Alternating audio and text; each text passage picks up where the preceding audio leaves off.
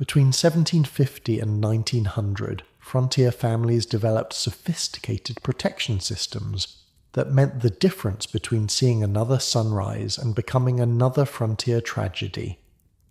With no police, no backup, and predators that could tear through cabin walls, every precaution mattered. One failed security measure, one moment of carelessness, and a family might not wake up at all. Here's what life was really like protecting your family on the American frontier. So, yeah, if these stories work for you, subscribe. And I'm curious, what time is it where you are? Comment below. Last week, someone from Canada said they listened during lunch breaks. Not judging, just wasn't expecting that. We're heading to the American frontier in a minute. First, though, get comfortable. Seriously, take a second. Adjust whatever needs adjusting. You're not going to want to move once we start. Your eyes snap open to darkness. Complete darkness. The kind of darkness you've never experienced in your life. No streetlights, no ambient glow from electronics, no headlights passing by outside. Just black. The hard-packed dirt floor beneath your thin straw mattress has leached all the warmth from your body. Your back aches. The single wool blanket barely keeps the chill away. Not like your cozy bed right now. Something woke you. A sound? A feeling? You're not sure, but every nerve in your body is firing, telling you something's wrong. This is life on the frontier in 1750. This is what it meant to protect your family when civilization was just a distant memory. Your name is Thomas Marshall. You've been on the Pennsylvania frontier for 3 years now. You, your wife Sarah, and your 3 children, Emma, 10, William, 8, and little James, 4. You strain your ears listening. There it is again. A twig snap. Your heart pounds. Could be a deer. Could be a wolf. Could be a Shawnee raiding party. Thomas, Sarah whispers beside you. She's awake too. Of course she is. Out here, sleep is never deep, never restful. Your body doesn't allow it. I heard it, you whisper back. Stay with the children. You can hear the wind creaking through the cabin walls. The cabin you built with your own hands using tools you carried over 200 miles from Philadelphia. The cabin that's supposed to keep your family safe. Think it's a bear? Sarah asks, her voice barely audible. You've had 2 bear encounters already this year. The last one tore through the smokehouse like it was made of paper. Bears can smell food from miles away. And they can tear through log walls if they're hungry enough. Maybe, you say, reaching for your Pennsylvania long rifle. The metal is cold against your fingers. Your powder horn hangs from a peg by the door, always ready. The kids are still asleep, small mercies. You sit up slowly, every sense heightened. This is what people back east don't understand.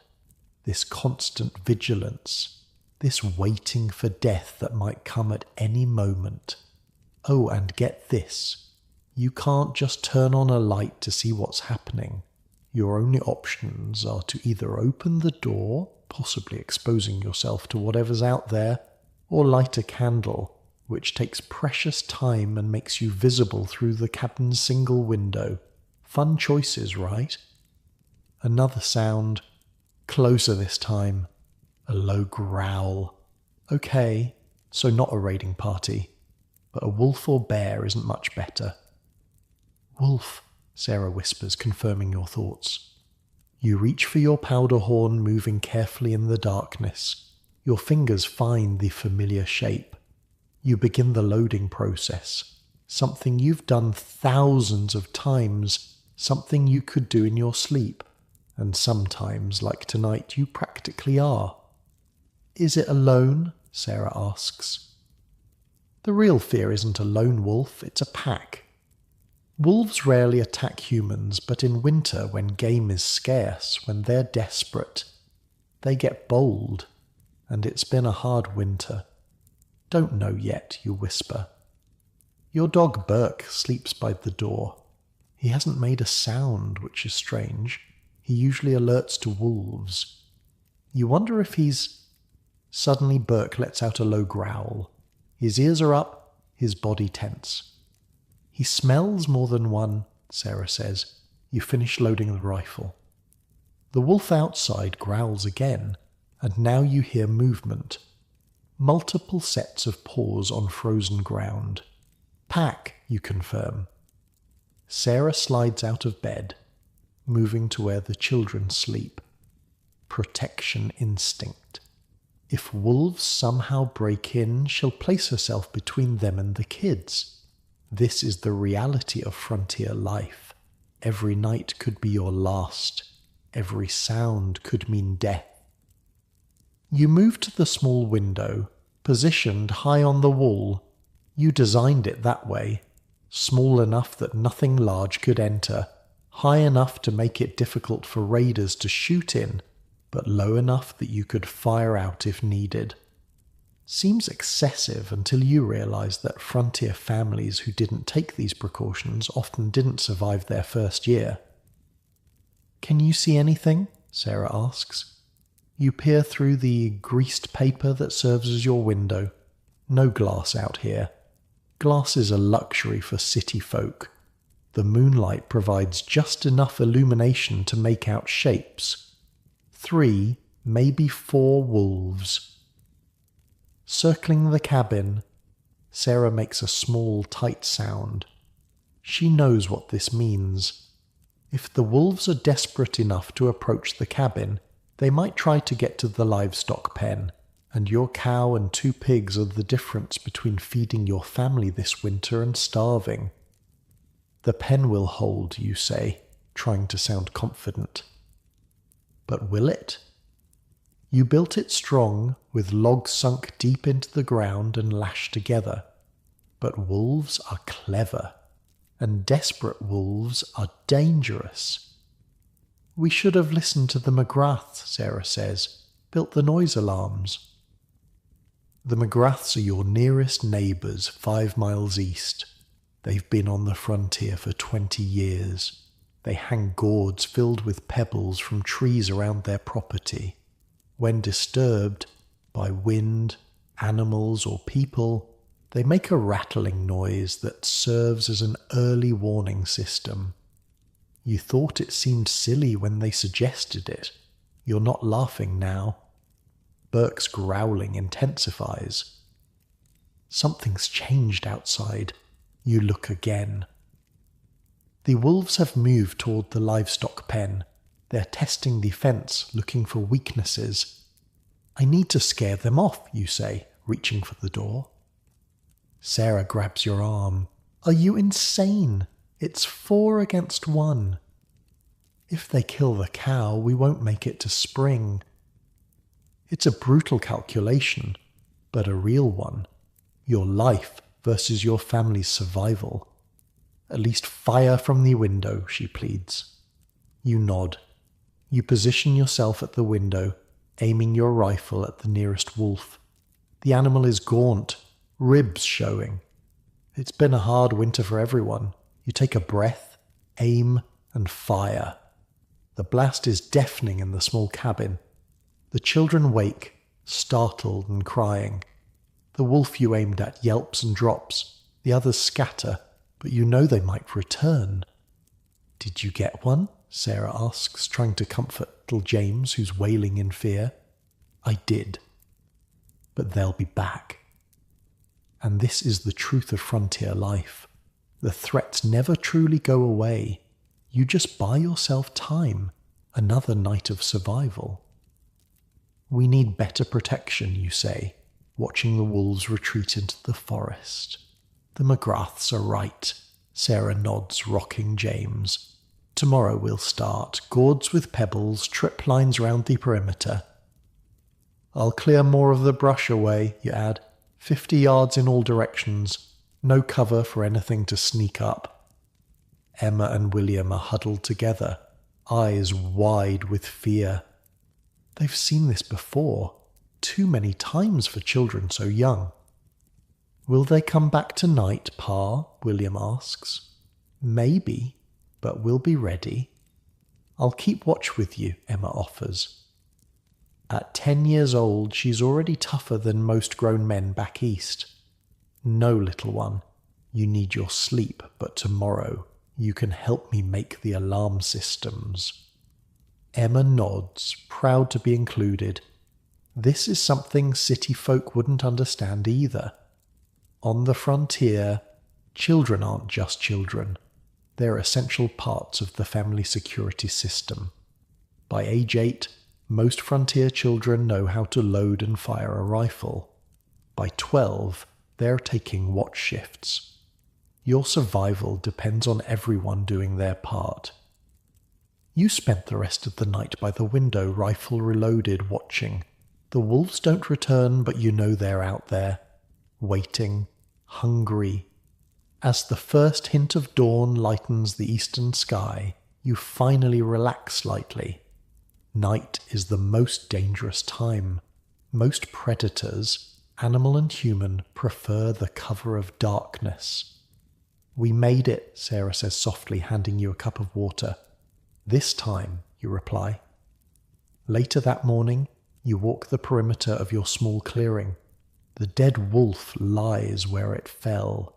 You'll skin it later, waste nothing on the frontier. You study the ground, reading the story written in the dirt and snow. 4 wolves, as you thought. They circled the cabin 3 times before approaching the livestock pen. They were testing, looking for weaknesses. "Pa! Pa!" William calls, running from the cabin. "Look what I found!" He's holding something in his hand. A small piece of shaped wood with notches cut into it. "Where did you find this?" you ask, taking it from him. "By the big oak. There's more stuff too." You follow your son to the oak tree at the edge of your clearing. There, half buried in leaves, you find 3 wooden stakes with notches. They're arranged in a pattern that seems deliberate. A cold feeling settles in your stomach. These aren't from animals. "Go back to the cabin," you tell William. "Now." The boy doesn't argue. He's learned that tone means danger. You examine the stakes more carefully. This is a marker. Raiders, whether Native American or white, sometimes leave markers to indicate promising targets. The notches tell others how many people live here, what livestock you have. You've been scouted. The wolves were bad. This is worse. You gather the stakes and return to the cabin. Sarah takes one look at your face and knows. "What is it?" You show her the stakes. "We've been marked." Her face pales. "Raiders? Most likely. We need to prepare." And just like that, your family's entire focus shifts. The frontier doesn't allow for panic or despair, only action. Emma, collect as many gourds as you can find in the root cellar, you instruct. William, gather small stones, about the size of your thumbnail. Sarah is already moving, checking your ammunition supply. "I'll start clearing the brush," you say. "We need clear sight lines in all directions." This is frontier life in 1750. This is how families survived, or didn't. By midday, you've cleared another 10 yards of brush around the cabin. Emma and William have prepared a dozen gourds with pebbles inside, ready to be hung as alarms. Sarah has inventoried your supplies and moved essential items to the small root cellar, a last refuge if the cabin is overrun. As you work, you keep thinking about the McGrath's other security measures, tripwires between trees, a system for communicating with neighbours miles away. hiding places for weapons and supplies. You'd thought them paranoid.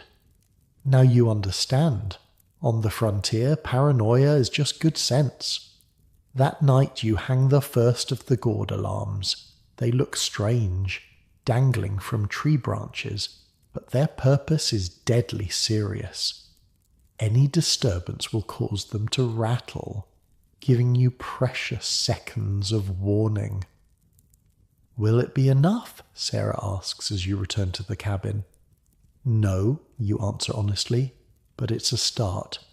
You take the first watch sitting by the window with your rifle across your lap. The children sleep fitfully. Burke lies by the door, alert and tense. This is just the beginning. In the coming days, you'll create more security systems, tripwires with more noisemakers, a better reinforced door, designated firing positions, a rotation so someone is always on watch. Because out here, between civilization and wilderness, a family's survival depends on their ability to detect, deter, and defeat threats using only what they can make with their own hands. The night stretches long before you. In the distance, wolves howl. Closer, one of your gourd alarms rattles in the wind. Or is it the wind? You raise your rifle, peering into the darkness, and wait. This is the frontier. This is survival. This is just the beginning of your family's fight to see another dawn. And all across the American wilderness, thousands of other families are doing exactly the same thing tonight. Creating protection systems, standing watch, listening to the darkness, fighting to survive until morning. And as you sit in your comfortable bed, safe and warm, consider this. The security systems developed by these frontier families were more sophisticated and effective than many modern alternatives. Born of necessity and refined through blood and loss, they represent one of the most remarkable achievements of American frontier life. The ability to survive when everything, nature, other humans, even the land itself, seem determined to destroy you. Sleep well, you've earned it, but maybe keep one ear open, just in case. The next morning you're up before dawn. Sleep isn't really sleep on the frontier, it's just waiting with your eyes closed. 25 years have passed since that night with the wolves. It's now 1775, and the frontier has pushed westward. Your family moved with it, settling in western Pennsylvania closer to Fort Pitt. Your children have grown. Emma married a trapper named John and lives 10 miles north. William helps run the homestead. James, no longer little, stands nearly as tall as you. And the threats, they've evolved too. The cabin you've built here is twice the size of your first.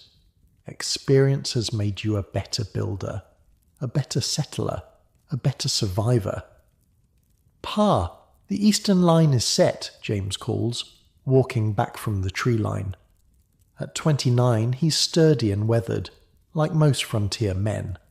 His rifle rests casually across his shoulders. "Any signs?" you ask, looking up from the wooden stake you're sharpening. "Nothing fresh, but I found deer tracks near the creek," you nod.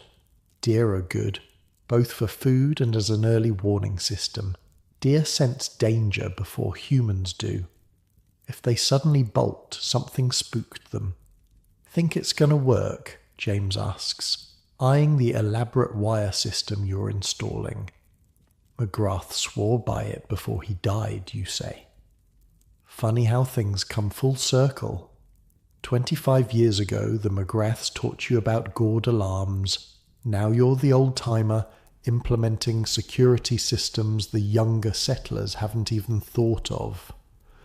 "Seems like a lot of work for something that might never happen," Sarah says, joining you outside. Her hair has gone grey, her face lined by sun and worry. But she's still strong, still vigilant. That's the point, you say. If it works right, nothing happens. Your security systems have expanded dramatically over the years. The simple gourd alarms have been supplemented with an intricate network of trip wires. Thin cords strung between trees at ankle height, connected to more elaborate noisemakers, tin cans with pebbles, metal pieces that clang together. Remember the Carter family, you ask? 3 miles east of our old place? Sarah's face darkens. All 6 of them, gone in one night. No alarm system, you say simply. William emerges from the cabin, rifle in hand. Northeast perimeter is quiet, he reports. Your family has developed a watch rotation system. 4 4-hour shifts throughout the night split between you, William, James, and Sarah.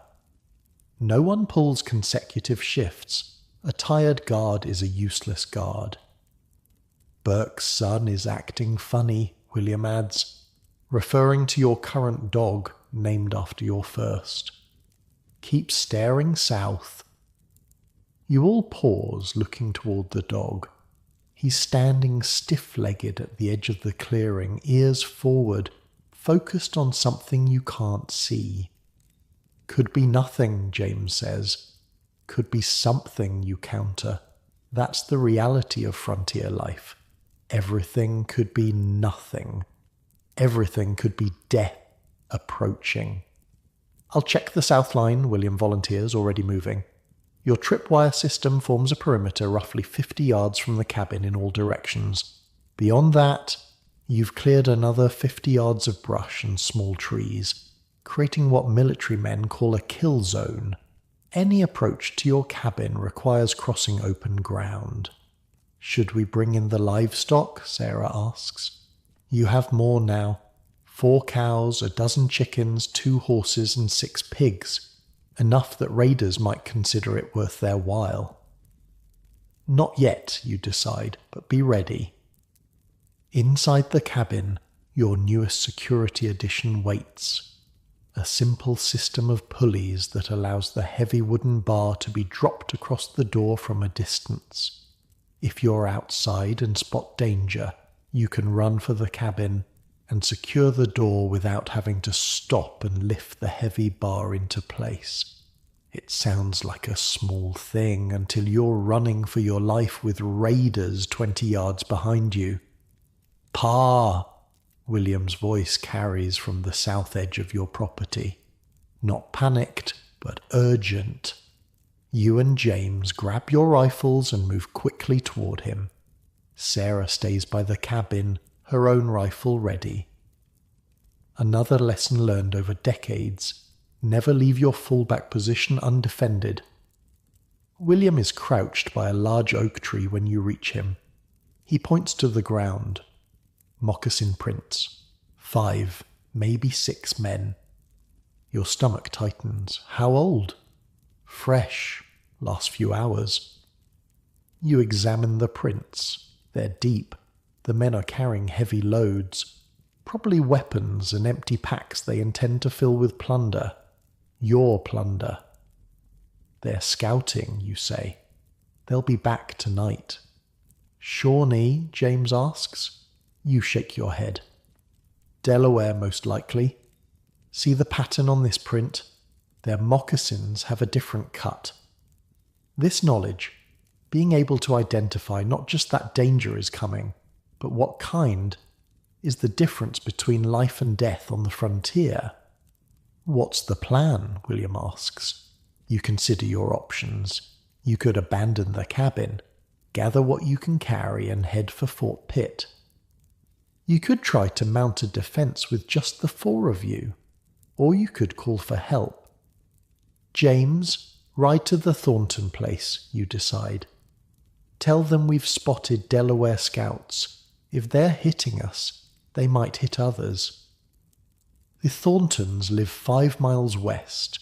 Beyond them are the Clarks. and beyond them, the Millers, an informal network of frontier families ready to come to each other's aid. "What about Emma?" Sarah asks when you return to the cabin. "William will ride north and warn her and John after we finish setting the wires." Inside the cabin, you gather around the table, rough-hewn oak that doubles as a defensive barrier if the cabin is breached. You can flip it on its side for cover. "We have maybe 6 hours of daylight left," you say. "We need to finish the south line, bring in the livestock, and prepare the cabin." The preparations are methodical, refined over 25 years of frontier living. James rides for the Thorntons. You and William complete the tripwire system on the south edge of your property, adding extra noisemakers. Sarah brings the animals into the inner pen, the one directly adjacent to the cabin, with walls built from logs as thick as a man's thigh. By late afternoon, William has ridden to warn Emma and John. You've positioned extra weapons around the cabin, your long rifle by the north window, a fowling piece loaded with buckshot by the south, pistols by the east and west, axes and knives placed strategically throughout. "The signal horn?" Sarah asks. You nod. "Ready by the door." Another part of your defense system, a bullhorn that can be heard for miles. 3 short blasts means raiders. A continuous blow means fire. 2 long blasts means all clear. The security systems you've developed aren't just about physical protection. They're about communication, coordination.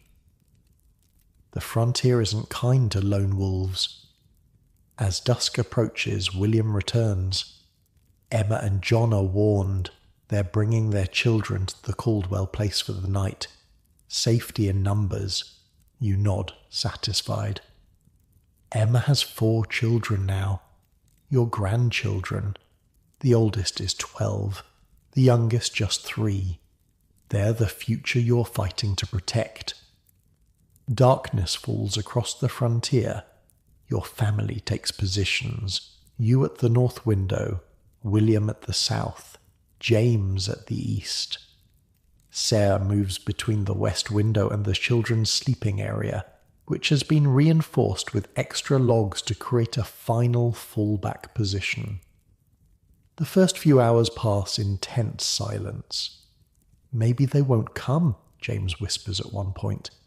"They'll come," you say. "You've been on the frontier too long to believe in reprieves." Around midnight the first alarm sounds. A rattling from the south perimeter, then silence.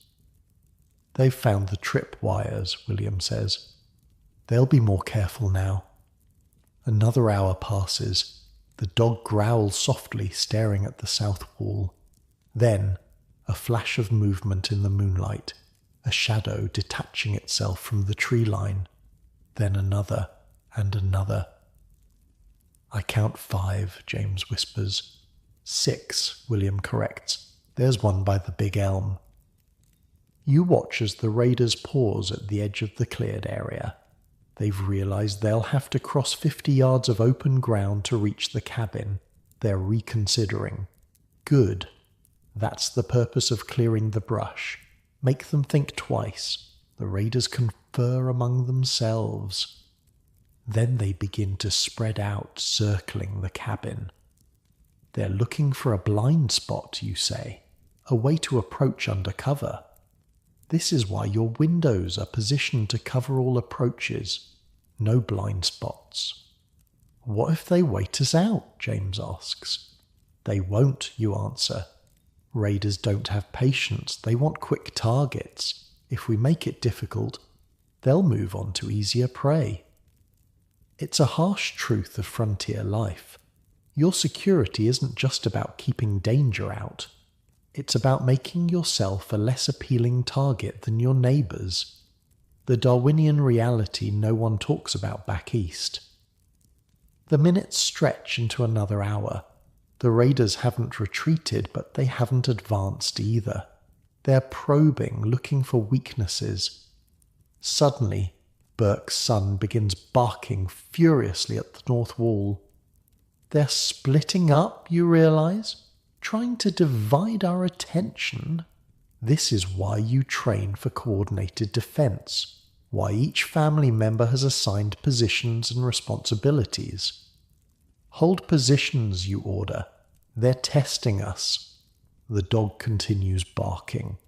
Through your window you can see two figures attempting to approach from the north. They freeze when the dog alerts. Then chaos erupts. A flaming arrow arcs through the night, landing on the cabin roof. "Fire!" Sarah shouts. Before panic can set in, William is already moving. He grabs the water bucket positioned by the ladder. Part of your fire defense system. He's up the ladder and onto the roof in seconds, dousing the flames before they can spread. This is what preparation looks like. This is why you drill for different threats. The raiders, seeing their fire attack fail, change tactics. 3 rush the south wall while the others provide covering fire. "South!" you shout, and James shifts to support William. Rifle fire erupts from the cabin. 1 raider falls. The others retreat to the tree line. "They'll try again," you say. "Different angle." And they do. This time attempting to reach the livestock pen. If they can't breach the cabin, they'll settle for stealing your animals. But the inner pen is built like a fortress, with firing ports that allow you to defend the animals without exposing yourselves. James fires through one such port, and another raider clutches his leg, dragging himself back toward the trees. "2 down," James says grimly. The night continues this way. Probing attacks, defensive fire, retreats. A deadly dance perfected over generations of frontier conflict. Finally, as the eastern sky begins to lighten, the raiders withdraw. They've lost 2 men injured, gained nothing, and dawn is approaching, eliminating their cover of darkness. "They're gone," William says after 30 minutes of silence. "For now, you amend." As the sun rises, you examine your defences. The tripwires worked, alerted you to their initial approach. The cleared ground forced them to hesitate. The coordinated defence prevented them from finding a weak point. "We should reinforce the roof," William suggests. "More fire protection." You nod. "And we need better positions to defend the north wall." This is how frontier security evolved, through blood and fire and midnight attacks, through constant refinement, through the harsh tutelage of survival. Later that day, riders appear from the west, the Thorntons and Clarks coming to check on you after hearing from James. "Saw tracks of a raiding party heading south," Robert Thornton says. "Looks like they hit you and moved on." "Tried to," you correct. "Didn't get past the outer perimeter." Robert nods approvingly. "Those tripwires you showed me last month. Think I'll be setting those up myself now." Knowledge spreads across the frontier this way, family to family, homestead to homestead. The security innovations of one become the survival tools of many. By 1800, frontier families across the American wilderness have developed integrated security systems far more sophisticated than anything found in eastern cities. Not just physical barriers, but early warning networks, communication systems, cooperative defense agreements between families spread across miles of wilderness. Your own system continues to evolve. The tripwires become more elaborate, with different types of noisemakers to indicate which section of your perimeter has been breached. The animal sentinels, dogs, geese, even chickens, are positioned strategically to provide overlapping alerts.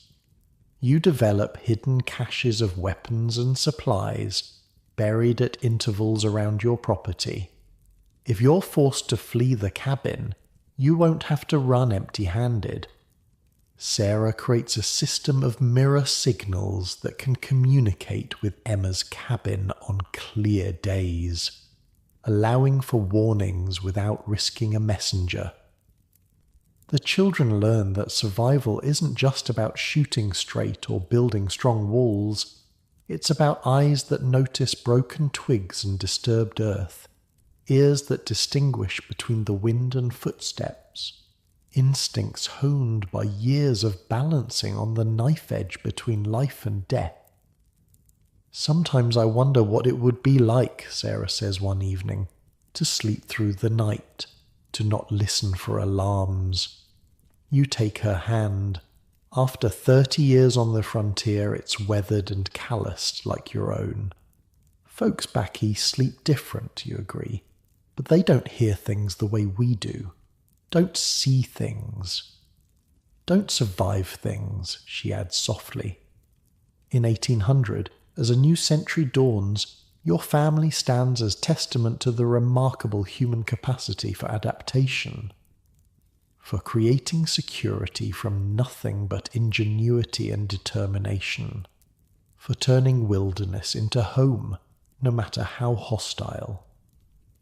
Your early warning systems, the tripwires, animal sentinels, and noise alarms, have become the difference between life and death countless times, not just for your family, but for others who have learned from you. As the frontier continues to push westward, these systems will evolve further, but their foundations, the principles discovered through blood and loss by families like yours, will remain. The frontier has no patience for theoretical security, only what works, only what keeps you alive until dawn. And as you sit in your comfortable modern bed, without tripwires or rifle by your side, consider this. The security you enjoy was purchased by generations who created protection systems from nothing but necessity and raw materials, who lay awake listening for alarms that meant the difference between life and death. Your family survived because you learned to hear danger before it arrived, to create warning systems that could detect threats in complete darkness, to transform common objects, gourds, wire, tin cans, into sophisticated alarm networks. This is the legacy of frontier security, not just survival, but innovation born of desperate necessity. The tripwires remain set as darkness falls again. The dog lies alert by the door. The watch rotation continues, an unbroken vigil stretching across decades of frontier nights. Listening for the sound of danger, waiting for the alarms, standing guard while others sleep. Dawn breaks over a different frontier. The year's 1820, and you're no longer in Pennsylvania. The westward push has brought your family to the Ohio Territory, where the land is richer, but the dangers are greater. You're 70 now, your hands gnarled with arthritis, your eyes not as sharp as they once were. But your mind is a vault of survival knowledge earned through blood and vigilance.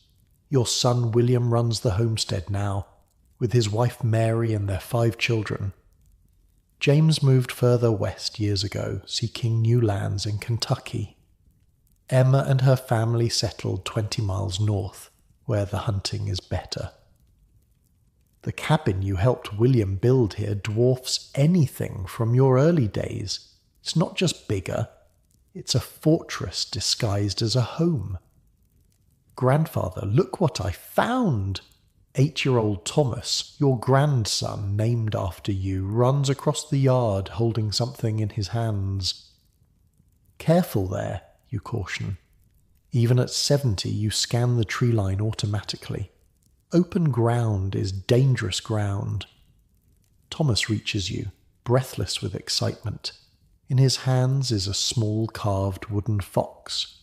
Uncle James sent it. The messenger brought letters too. You take the carving, admiring your younger son's handiwork. Your uncle always had clever hands. Father says I can help set the new wall spikes today, Thomas says proudly. You nod. Think you're ready for that responsibility? Yes, sir, he says, standing straighter. I've been practicing with the small hatchet like you showed me. From the cabin, William emerges, carrying a bundle of sharpened stakes. At 45, he's the image of you in your prime. Weathered, vigilant, capable. The frontier shapes men a certain way.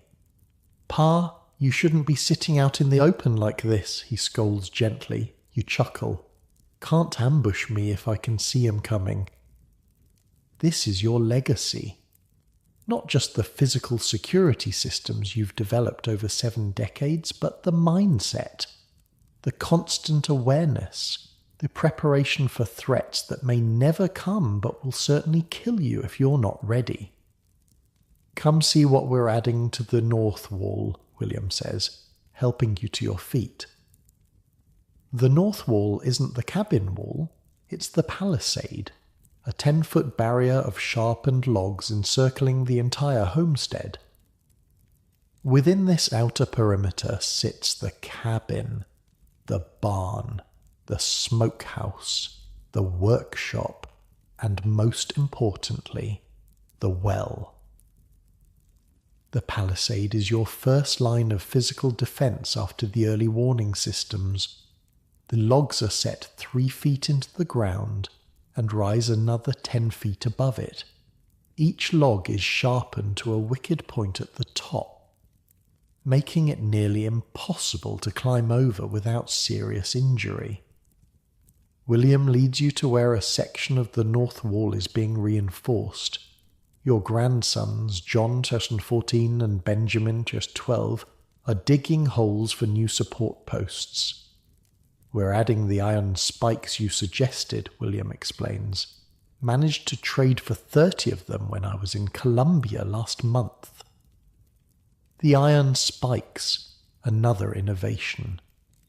Salvaged from broken wagon parts and farm implements, they're mounted horizontally through the palisade logs, creating wicked protrusions that would tear the flesh of anyone trying to climb or break through. Got the idea from an old fort design, you tell Thomas, who listens with wide eyes. Iron's scarce out here, but it's worth using for security. Why not just make the wall higher, Thomas asks. William ruffles his son's hair. What happens to higher walls in high winds, son? They fall over easier, Thomas answers, repeating a lesson he's obviously heard before. That's right.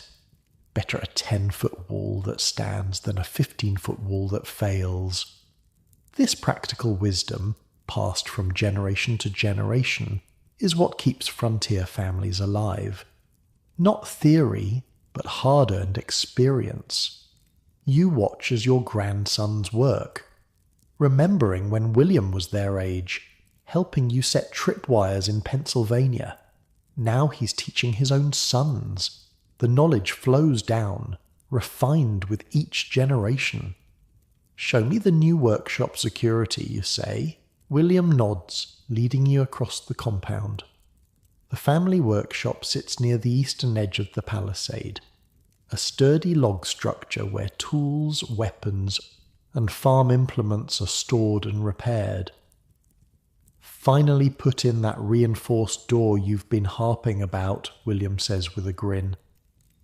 The door is a masterpiece of frontier engineering, 3 inches thick, made from oak planks cross-braced with iron bands. The hinges are set on the inside, making them impossible to access from outside. Most impressively, the locking mechanism is a complex iron bar system that secures the door at 3 points, top, middle, and bottom.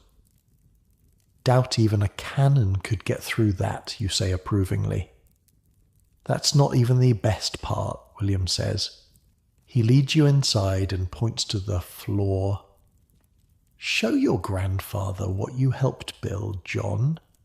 Your oldest grandson grins proudly, stomping his foot twice on a seemingly ordinary section of the plank floor. On the second stomp, a hidden catch releases and a trap door swings open, revealing a ladder descending into darkness. Root cellar, you ask? Better, William says. Come see. Carefully, you descend the ladder, your old bones protesting. At the bottom, William lights a candle, revealing not a simple root cellar, but an underground chamber nearly 20 feet long and 10 feet wide, the walls reinforced with timber supports. Sweet Lord, you breathe. How long did this take you? 3 months, working nights, William says proudly. The boys and I dug it out while the women kept it secret. Wanted to surprise you. The chamber contains shelves stocked with preserved food, water barrels, ammunition, spare weapons, medical supplies, everything a family would need to survive if the cabin above was overrun or destroyed. There's more, William says, leading you to the far end of the chamber. He pushes aside a stack of empty barrels, revealing another smaller tunnel. Goes all the way to the spring beyond the south palisade. If we're ever completely surrounded, we can escape underground. You run your hand along the roughly hewn tunnel entrance, marvelling at the ingenuity. In your 50 years on the frontier, you've never seen a more complete defensive setup. William, you say, your voice thick with emotion. Your mother would be proud. Sarah passed 5 winters ago. She never saw this place, this culmination of the security principles you both developed over decades of frontier life. Learned from the best, William says simply. Back above ground, you tour the rest of the compound's defences. The cabin itself is a masterpiece of defensive architecture. The logs are nearly a foot thick, chinked with clay mixed with animal hair for strength. The few windows are small and set high in the walls, allowing light while making it difficult for attackers to shoot in or climb through. Remember that family near Fort Pitt, you ask William. The Nortons? William nods grimly. Raiders shot through their windows while they slept. All dead before they knew what happened. Big windows, you say, facing the tree line. Thomas, who has been trailing along, listens with wide eyes. Is that why our windows are so small, grandfather? That's right, you confirm. Small targets are harder to hit. Outside the cabin, William shows you their newest innovation. Angled wooden deflectors above each window and door. If attackers try to set fire to the roof by shooting flaming arrows, the deflectors will direct them away from the structure.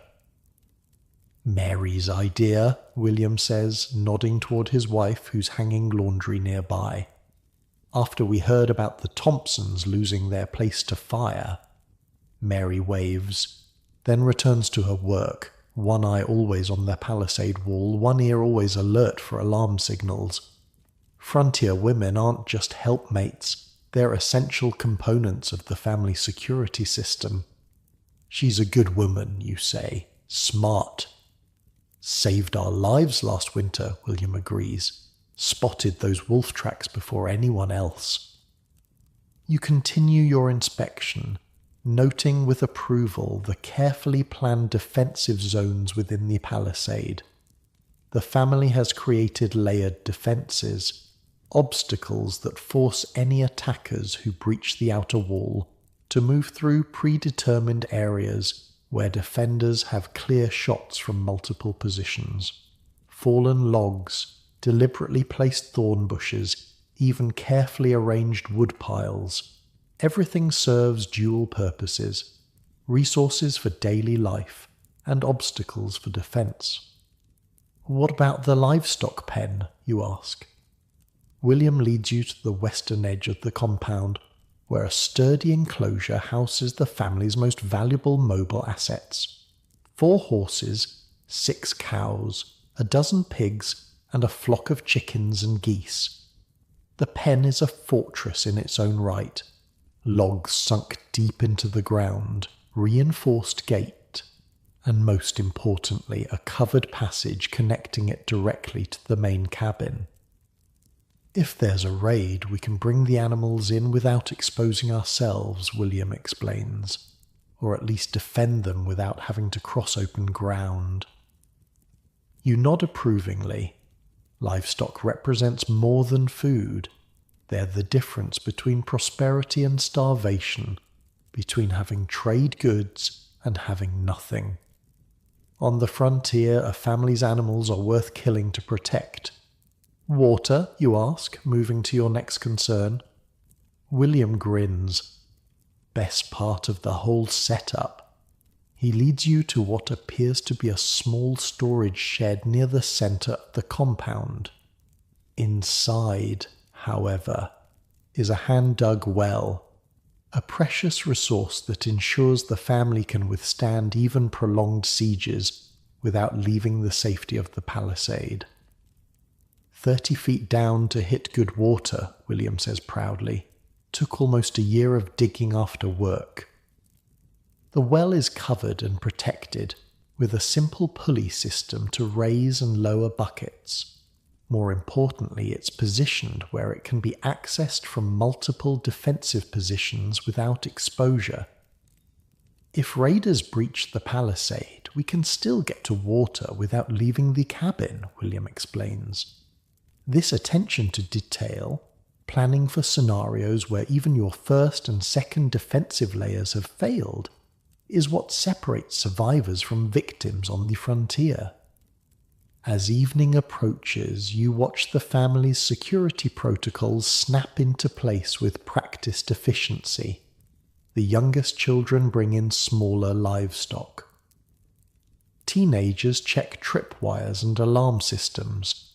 Adults verify that weapons are loaded and positioned at defensive points. By nightfall, the compound is secure, a small island of safety in a vast wilderness of potential threats. After dinner, you sit by the fire, whittling a small toy as your grandchildren gather around. "Tell us about the old days, grandfather," Benjamin pleads. "About the first cabin." You chuckle. "That old place? Wasn't much more than a shack compared to this fortress." "Did it have a palisade?" Thomas asks. "No palisade, no workshop, no hidden tunnels," you reply. "Just 4 walls, a roof, and danger all around." "How did you survive?" John asks, genuinely puzzled. To these children, born into a world of layered defenses and security protocols, the idea of a cabin without protections is almost unimaginable. "We learned," you say simply. "Every attack, every near miss, every tragedy, we learned and improved."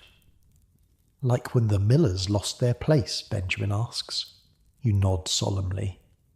"The Millers didn't reinforce their door. Raiders broke through in seconds. After that, everyone on the frontier started using crossbars and iron hinges." "And the Campbells?" John prompts. He's heard these stories before. Cautionary tales passed down as survival lessons. "The Campbells built their cabin too close to the tree line," you explain. "Raiders could approach under cover right up to their walls. That's why we clear 50 yards in all directions." This is how frontier knowledge spreads, through stories of success and failure, life and death. The education is harsh but effective. "Is that why the Morrison family moved their cabin last summer?" Thomas asks. William nods. Smart of them to realise their mistake before it cost them. Later, as the children are put to bed, you sit with William on the cabin's small porch, itself a defensive position. with thick log rails that can serve as cover during an attack. Sometimes I wonder if we're being excessive, William admits quietly. All these defences, all this preparation, and we've only had 3 serious threats in 10 years. You lay a hand on your son's shoulder. We've only had 3 serious threats because of these defences. The preparedness is what keeps us safe. Raiders and predators look for easy targets. William nods, understanding. This is the paradox of frontier security. The more effectively you prepare, the less likely you are to face danger. But any lapse, any moment of complacency can be fatal.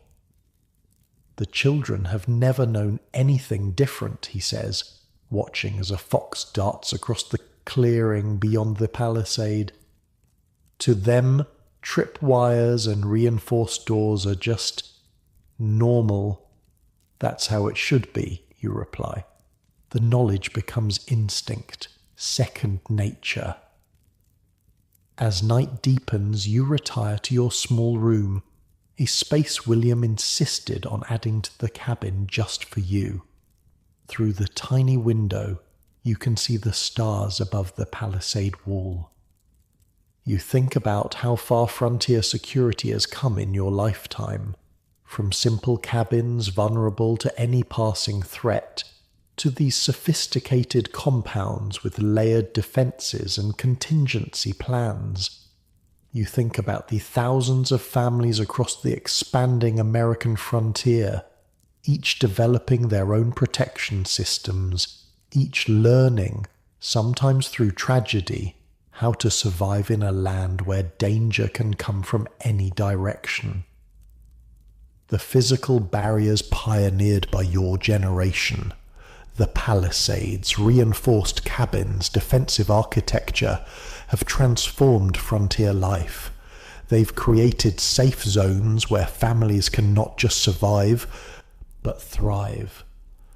As sleep approaches, you hear the familiar sounds of the night watch changing. William handing over to his oldest son John, the quiet murmur of instructions, the careful checking of weapons. The vigil continues, as it has for 70 years of frontier nights. The protection systems you helped develop standing between your family and the darkness beyond, and you rest easier knowing that the knowledge hasn't been lost. It's been passed down, improved upon, expanded. Your grandchildren will survive because they've been taught to build not just homes but fortresses, not just shelters but survival systems. This is your true legacy, not the land or the cabin or even the palisade wall, but the knowledge, the security principles that will keep your blood alive for generations to come. In the darkness, an owl calls. The dog shifts but doesn't bark. All is secure, all is well for tonight. The wagon creaks under the weight of your belongings as you guide the oxen across the open prairie. The year is 1835, and the American frontier has pushed beyond Ohio, through Indiana, and into the Illinois Territory. You're Thomas Marshall, named after your grandfather, and at 23, you're leading your own family west. Your wife Rebecca sits beside you, one hand resting protectively on her swollen belly. Your first child due in less than a month. You sure about this spot? Your father William asks, riding alongside on his bay mare. At 60, he's still strong enough to make this journey with you, to help establish your homestead before returning to Ohio. I'm sure, Pa, you reply, pointing toward a distant rise. Creek runs along the south edge, good timber on the north slope, high ground with clear sight lines. William nods approvingly. The security considerations come automatically to you, ingrained since childhood. You don't just see land, you see defensive positions, resource access, threat vectors. Good choice, he says, though I still think you should have stayed in Ohio. You understand his concern. A new baby coming. New territory with unfamiliar threats. But you've prepared for this moment your entire life. Got grandfather's journals, you say, patting the leather satchel tucked beside you. Every lesson, every improvement, every mistake. 3 generations of frontier knowledge. Those journals, your most prized possession. Thomas Marshall Sr. began recording his security innovations in 1760, documenting each improvement and the reasoning behind it. William continued the tradition. Now, the responsibility falls to you.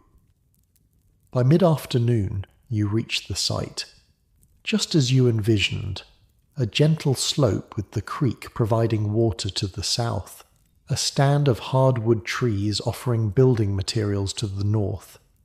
Open prairie surrounds the rise, giving you clear visibility in all directions. Prairie's different from forest, William cautions as you begin unloading the wagons. Different threats, different protections needed. I know, Pa, you say.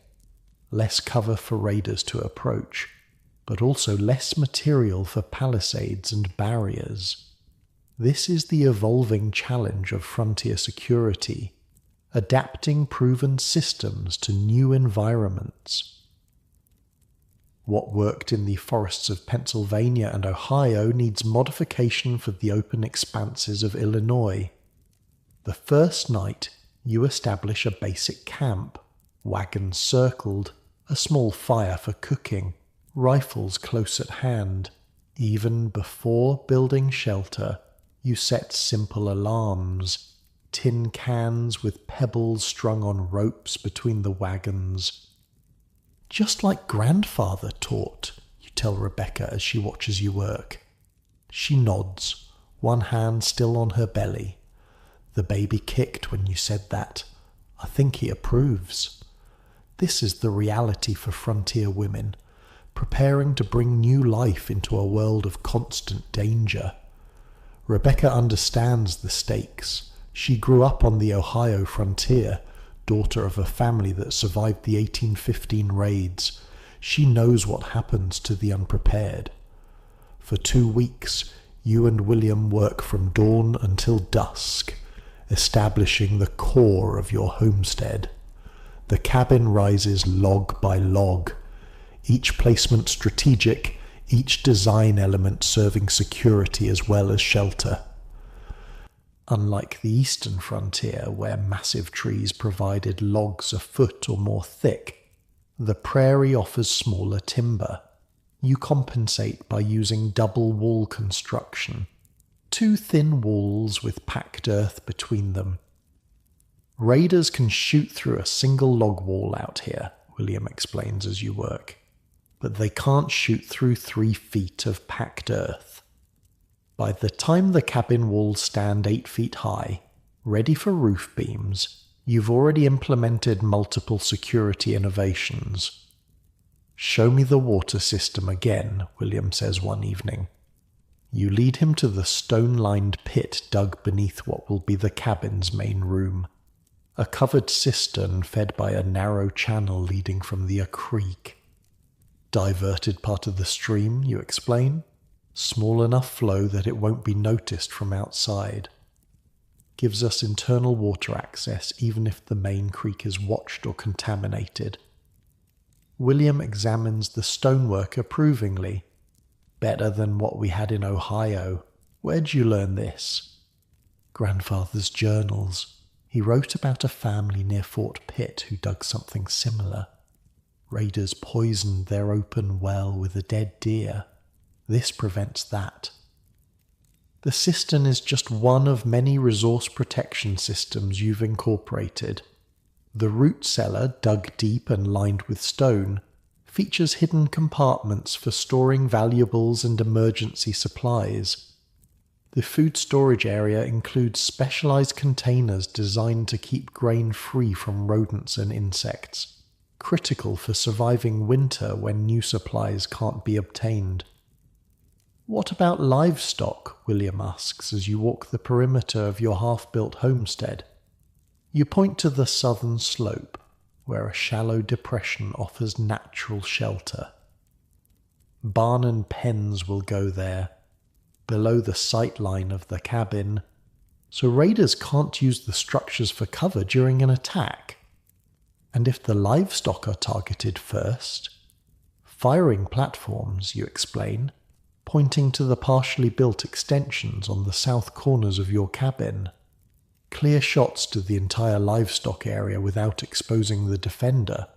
William nods, satisfied. You've thought this through. Had good teachers. As the days pass, Rebecca helps where she can despite her advanced pregnancy. She sews heavy canvas curtains for the windows, thick enough to stop arrows, with small flaps that can be opened for firing positions. "My mother made these for our cabin back home," she explains as she works, "after the Wilson family was killed through their windows." Even while preparing for new life, she thinks in terms of protection. It's the frontier mindset, where joy and danger, creation and destruction, exist side by side. One morning, you wake to find Rebecca already up, standing in the doorway of the unfinished cabin. "Riders," she says quietly, pointing west. You grab your rifle and join her. 3 horsemen moving slowly along the creek, still a mile distant. "Get Pa," you tell her, then the ammunition box. William joins you moments later, his experienced eyes assessing the approaching riders. "Not moving like raiders," he says after watching for several minutes. "Too open, too slow." "Settlers?" you guess. "Maybe, or scouts." You position yourselves strategically. You at the front of the cabin, William circling to approach from the flank if needed, Rebecca inside with the loaded fowling piece, its spread of buckshot a last line of defense. The riders spot your cabin and approach directly. As they draw closer, you can make out a man about your age, an older man, and a boy of perhaps 15. "Hello, the cabin," the lead rider calls, stopping a respectful distance away. "State your business," you respond, rifle visible but not aimed. "Name's Michael Cooper. This is my father James and my son Daniel. We're settling 3 miles west. Saw your smoke and thought to introduce ourselves." You lower your rifle slightly but remain cautious. Frontier courtesy demands hospitality, but frontier survival demands verification. "Thomas Marshall," you reply, "my father William and my wife Rebecca." The older Cooper nods toward William, who has emerged from his flanking position. "Smart man, covering your son's blind side. You folks been on the frontier long?" 3 generations, William answers. Something passes between the older men, a recognition of shared experience, shared knowledge. "We came up from Kentucky," James Cooper explains. "Lost our place there to raiders 2 years back. Building stronger this time." This exchange of security credentials is common on the frontier, establishing that both families understand the stakes, that neither is likely to become a liability to the other. You invite the Coopers to water their horses, and over a simple meal, the conversation turns to mutual protection. "Planning a sod barricade around their whole place," Michael explains, describing his family's security plans. "Can't get good timber where we are." "Sod works if it's high enough," William agrees. "How are you handling water access?" The conversation flows easily, specific techniques, materials, defensive positions, not theory, but practical knowledge earned through experience. "Thought about a joint signal system," James Cooper suggests. 3 miles is close enough for fire signals at night, smoke by day, you nod. Was planning to build a signal platform once the cabin was finished. Our place sits higher, Michael adds. Better visibility. We get a platform up. We could relay signals from further west too. This is how frontier security networks form. Family by family, homestead by homestead, creating mutual protection systems that extend the effective range of each family's security. By the time the Coopers depart, you've established the basics of a cooperative defense agreement, shared signals, warning systems, even rough plans for mutual aid in case of major threats. Good people, William says, watching them ride away. Smart. Cooper mentioned others settling along the creek, you note. Might have enough families for a proper community defense plan by next spring. William nods approvingly. You're thinking right. Individual security only goes so far. As autumn approaches, your homestead takes final shape. The cabin is complete, double-walled, with firing positions covering all approaches. The barn and livestock pens are established on the southern slope, positioned for both protection and visibility from the cabin. Most importantly, you've implemented the strategic resource placement your grandfather first pioneered, ensuring that food, water, tools, and weapons remain accessible even if parts of your homestead are compromised. Water, food, and fire, William says one evening, sitting by the hearth as you make final preparations for winter. Those are what kill you if your outer defenses fail. I remember the stories, you say. The Harmons who repelled raiders but lost everything to fire. The Williams family who had plenty of ammunition but no accessible water during a siege. Rebecca, her pregnancy now in its final days, joins the conversation. My mother always said security isn't just keeping danger out. It's making sure you can survive even when it gets in. This wisdom, accumulated across 3 generations of frontier living, shapes every aspect of your homestead design. The water cistern protected beneath the cabin floor, the hidden food caches, the fire prevention systems, clay-lined chimneys, buckets always filled, roof designs resistant to flaming arrows, even your workshop, the space where tools and weapons are maintained, has been positioned strategically with its own defensive features and escape route. Show me the tool security again, William requests. You lead him to the small workshop attached to the north side of the cabin. Unlike traditional designs, where tools are simply hung on walls, your workshop features locked cabinets for the most valuable items, backup storage for essential tools, and most importantly, a hidden floor compartment containing duplicate tools for critical functions. If raiders take the obvious tools, we still have backups, you explain. Can't replace a good axe or saw out here. William runs his hand along the workbench, noting the clever design that allows it to be quickly flipped and used as a barricade. Your grandfather would be proud, he says. He always said tools were as important to protect as weapons, can't survive without them. That night, as a prairie storm rolls in from the west, you complete the final security feature, the emergency shutters, heavy wooden panels that can quickly cover every window and firing position, designed to protect against both weather and attacks. Storm shutters that stop arrows, Rebecca observes as you install the last one. Frontier efficiency. You smile. One thing serving many purposes. That's how we... You're interrupted by a sharp intake of breath. Rebecca clutches her belly, eyes wide. "The baby!" she gasps. "It's time!" The next 12 hours test your preparation in ways you never anticipated. The storm intensifies, cutting you off from potential help. The baby, your son, seems determined to enter the world as dramatically as possible. His arrival complicated by his position. Through it all, the security systems you've built provide more than physical protection. They provide peace of mind. The storm shutters hold against howling wind. The cistern ensures clean water without venturing outside. The protected food stores mean Rebecca can be nourished during her ordeal.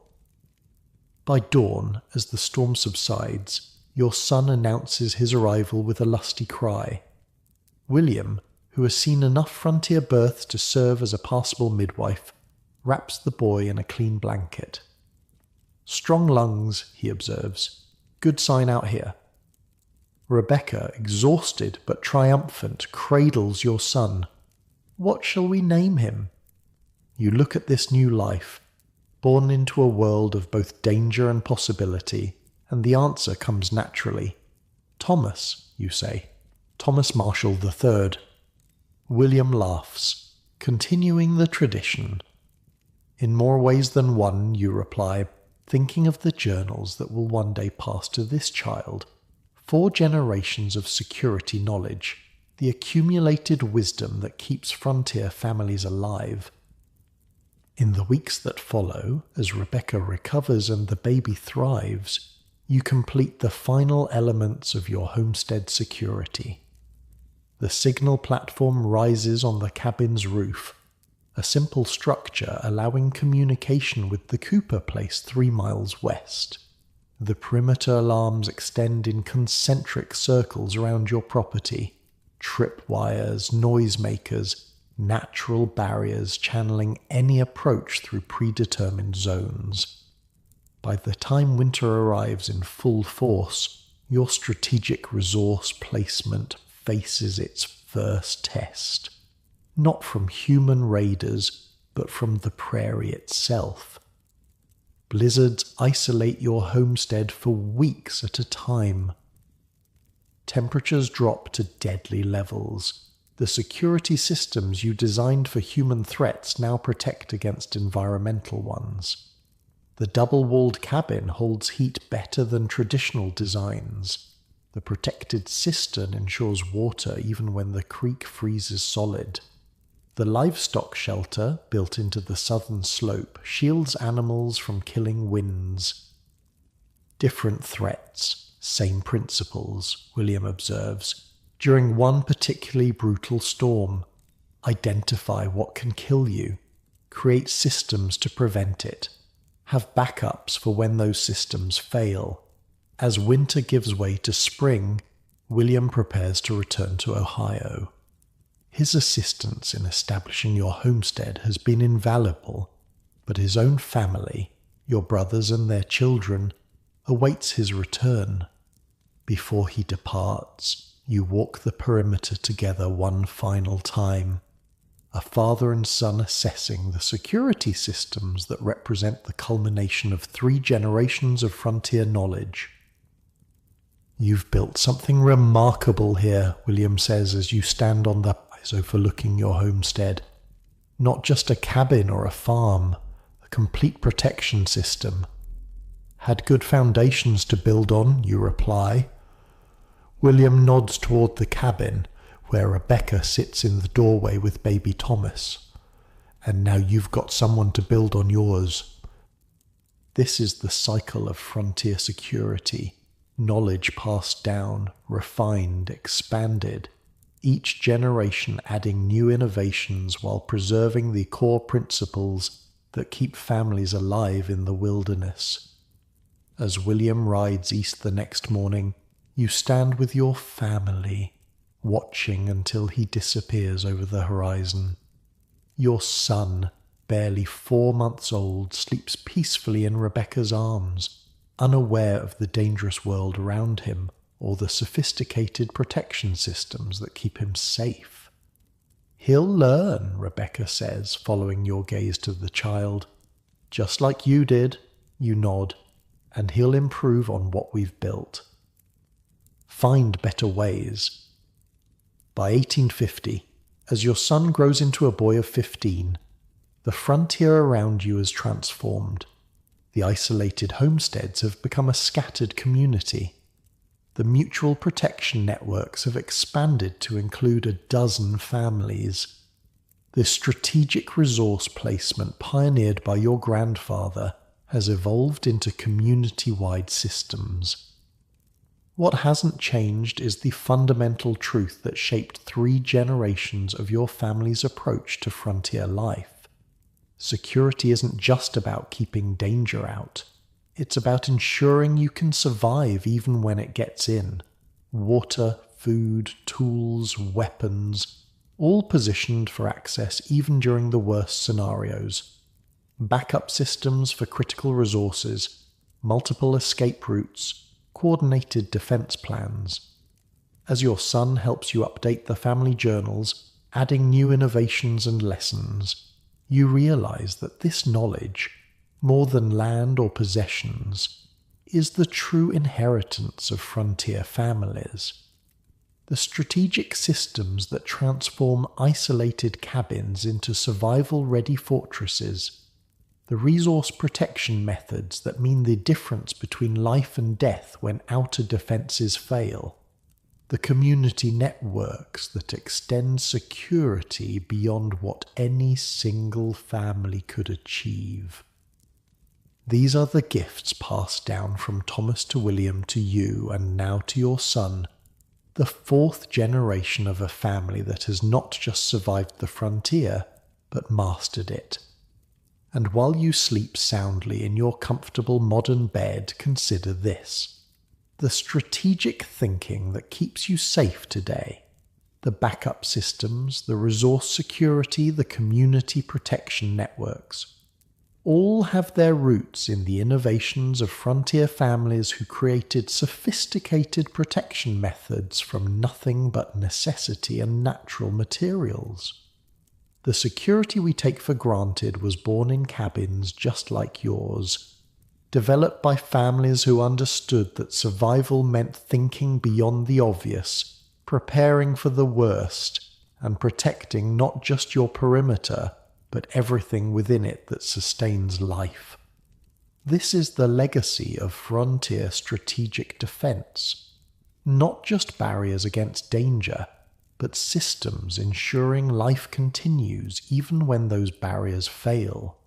The crack of rifle fire echoes across the homestead as Thomas Marshall IV, your 15-year-old son, squeezes the trigger. 200 yards away, the tin can perched on a fence post jumps and falls. Better, you say, watching through the brass spyglass. But you're still pulling right. The year is 1850, and your Illinois homestead has prospered. What began as a single cabin on a prairie rise has expanded to include a main house, barn, workshop, smokehouse, and several outbuildings, all encompassed by a sod and timber palisade. Thomas lowers the Hawken rifle, frowning. Thought I had it that time. Close, you say, collapsing the spyglass. Let's check your stance again. You approach your son, adjusting his posture slightly. Remember what Grandfather William taught me. Rifle shooting isn't just arms and eyes, it's feet, hips, breathing. Thomas nods, repositioning himself. His hands are calloused from farm work, but they handle the heavy rifle with practiced ease. He's been shooting since he was 8, first with a small caliber weapon, gradually working up to the powerful Hawken. Why are we practicing at 200 yards again, he asks. Most shots around here are under 50. Because, you explain, raiders and wolves don't always give you ideal conditions. You practice the hard shots so the easy ones become certain. This is the harsh truth of frontier defense. When weapons become necessary, there's rarely room for error. A missed shot could mean death, not just for you, but for your entire family. Again you instruct, and this time think about your breathing. Exhale halfway, then hold before you squeeze. As Thomas reloads, you glance toward the main house where your wife Rebecca is teaching your daughters, Mary 13 and Sarah 11, to reload cartridges. Even the girls are part of the family's combat readiness system. On the frontier, every person, regardless of age or gender, must be prepared to defend the homestead. "Pa," Thomas says suddenly, rifle still not raised. "What's it like, actually shooting at a person?" The question catches you off guard. Though you've prepared your children for the realities of frontier defense, you've been fortunate. In 15 years on this homestead, you've only had to fire at humans twice, once at raiders who fled after the first shots, and once at a group of deserters during the Mexican War who thought your isolated farm would be easy pickings. You begin, then pause, searching for honest words. It's nothing like shooting at targets. Everything feels slower, louder. Your hands shake no matter how much you've practiced. Thomas listens intently. This isn't idle curiosity. It's practical knowledge he may one day need. "That's why we drill," you continue. "So when your mind is racing and your heart's pounding so loud you can barely hear, your body remembers what to do." Thomas nods solemnly, then raises the rifle again. This time his stance is perfect. He exhales, holds and squeezes the trigger smoothly. 200 yards away, another can jumps and falls. "Much better," you approve. "Now let's try moving targets." This rigorous training, not just in marksmanship but in all aspects of weapons handling, is the backbone of frontier combat readiness. Unlike the early days of the frontier, when a single rifle might be a family's only firearm, your homestead maintains a carefully selected arsenal. The long rifle for precision shots at distance, the shotgun for close-range defense where accuracy might be compromised by stress, pistols positioned throughout the homestead for immediate access, even-edged weapons, knives, hatchets, and Thomas's pride and joy, an old cavalry saber traded from a passing veteran. After marksmanship practice, you move to maintenance training. In the workshop, Thomas disassembles his rifle with practiced efficiency, cleaning each component. "Tell me what happens if you neglect this," you prompt, watching his hands work. "Fouling builds up," he recites. "Accuracy suffers. In damp weather, the powder won't ignite reliably. In extreme cases, the barrel could burst. And on the frontier, that means death," he answers simply. This directness might shock Eastern sensibilities, but frontier children understand stakes from an early age. Weapons aren't sporting goods or status symbols. They're survival tools that must function perfectly when needed. As Thomas reassembles his rifle, Rebecca approaches with the girls carrying a wooden crate. "Finished 50 new cartridges," she reports. "The girls are getting faster." You nod approvingly. Ammunition management is another critical component of frontier defense. Factory cartridges are expensive and supplies unreliable.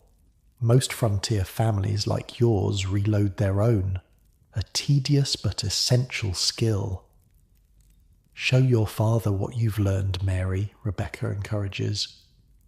Your older daughter steps forward, her expression serious beyond her 13 years. From memory, she recites the loading data for each weapon on the homestead, the powder charge, bullet weight, and optimal use case. The Hawken gets 70 grains for deer, 80 for elk or humans, she states matter-of-factly. The shotgun gets 2 drams for birds, 3 for defense. Again, the frankness might disturb outsiders, but on the frontier, children who don't understand lethal realities become adults who don't survive to have children of their own. And where are our ammunition caches, you ask? Sarah, your younger daughter, answers, primary supply in the locked cabinet in the main house, backup cache under the loose floorboard in the workshop, emergency supply in the waterproof box buried by the north fence post. You smile at her perfect recall.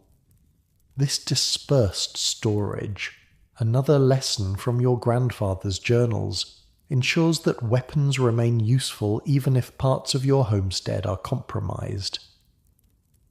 Good, you say. Now let's check the weapon positions.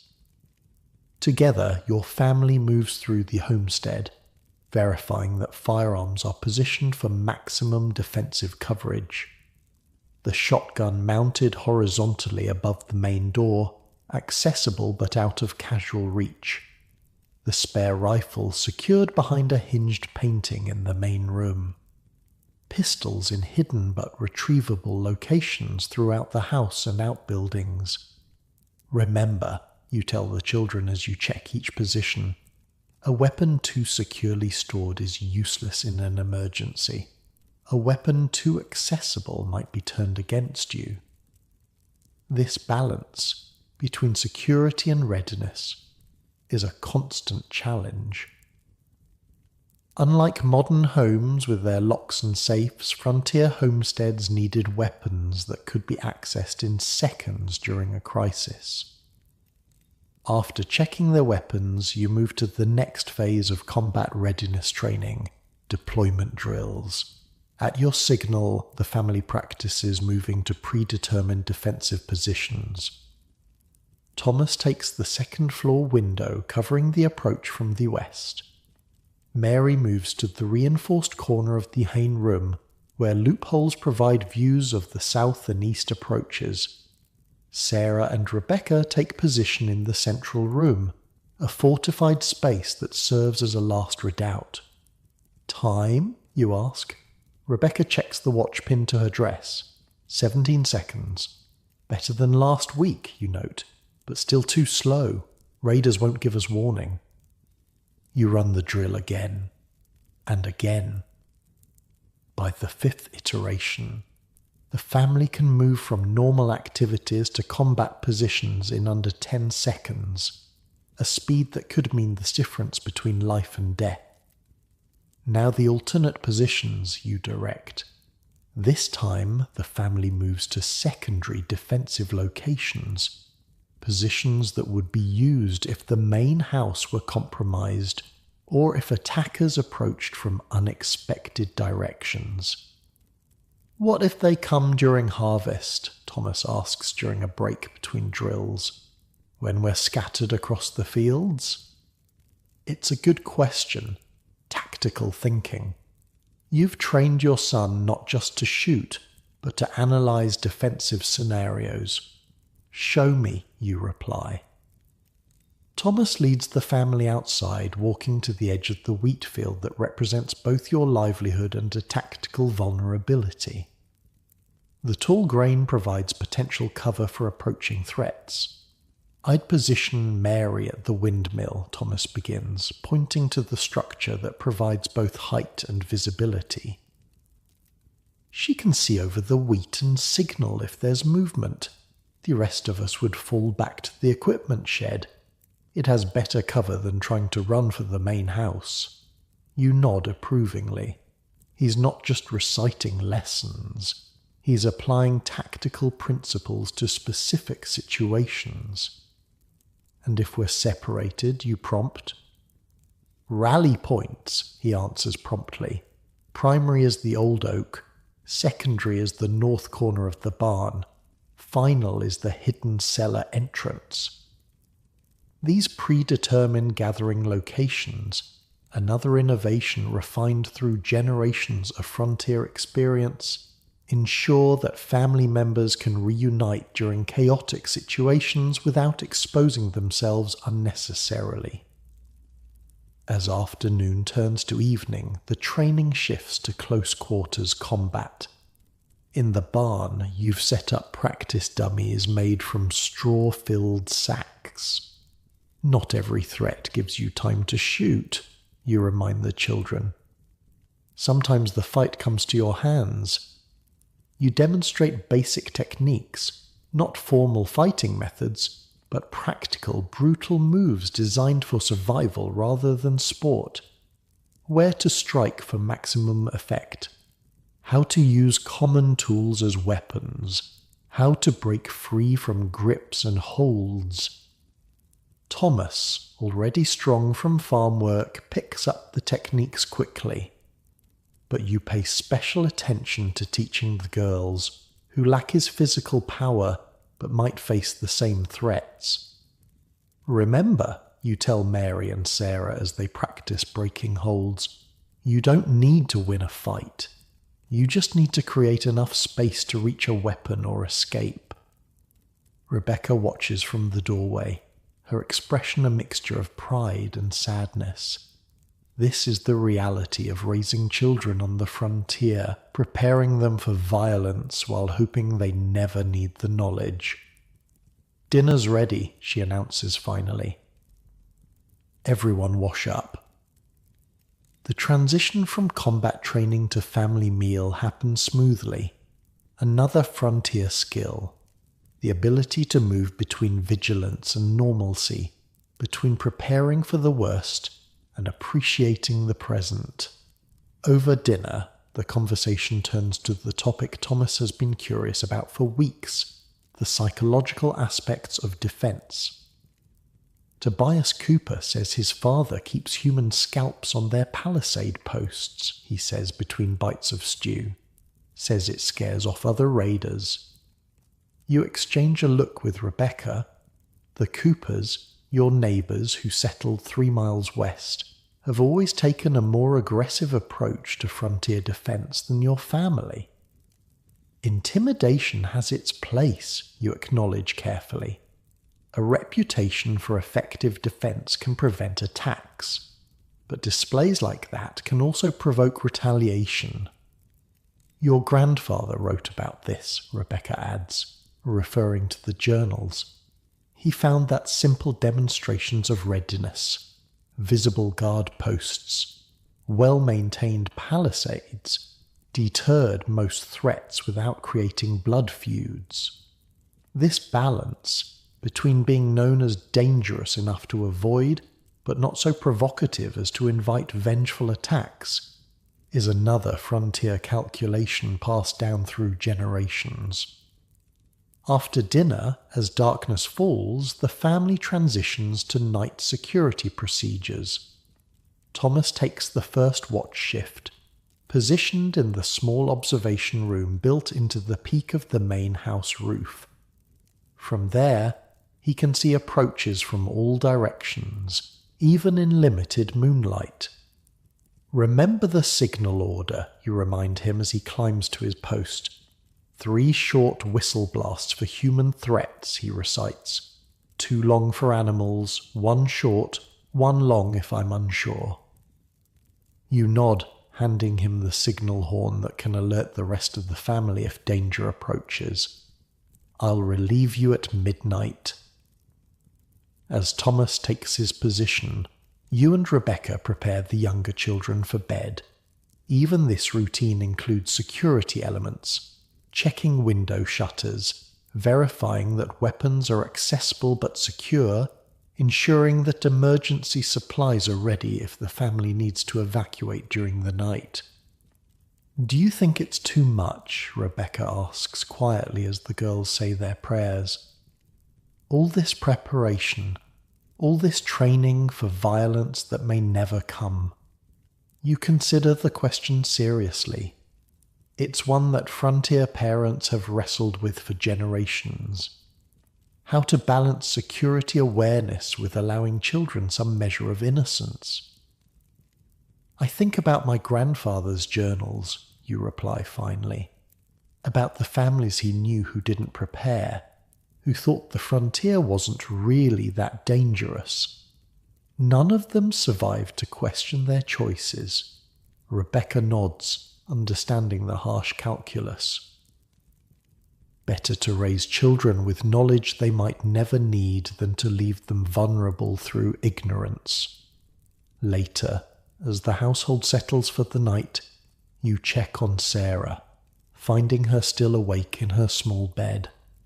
"Papa," she whispers as you adjust her blanket, "are we really safe here?"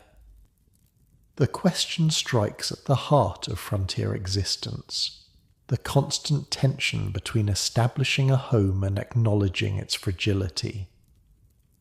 We're as safe as knowledge and preparation can make us, you answer honestly. Your great-grandfather, your grandfather, and I have spent our lives learning how to protect our families.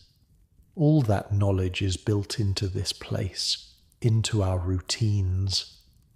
Sarah seems to consider this. "Like layers," she says finally. "Miss Davis at school talked about onions having layers."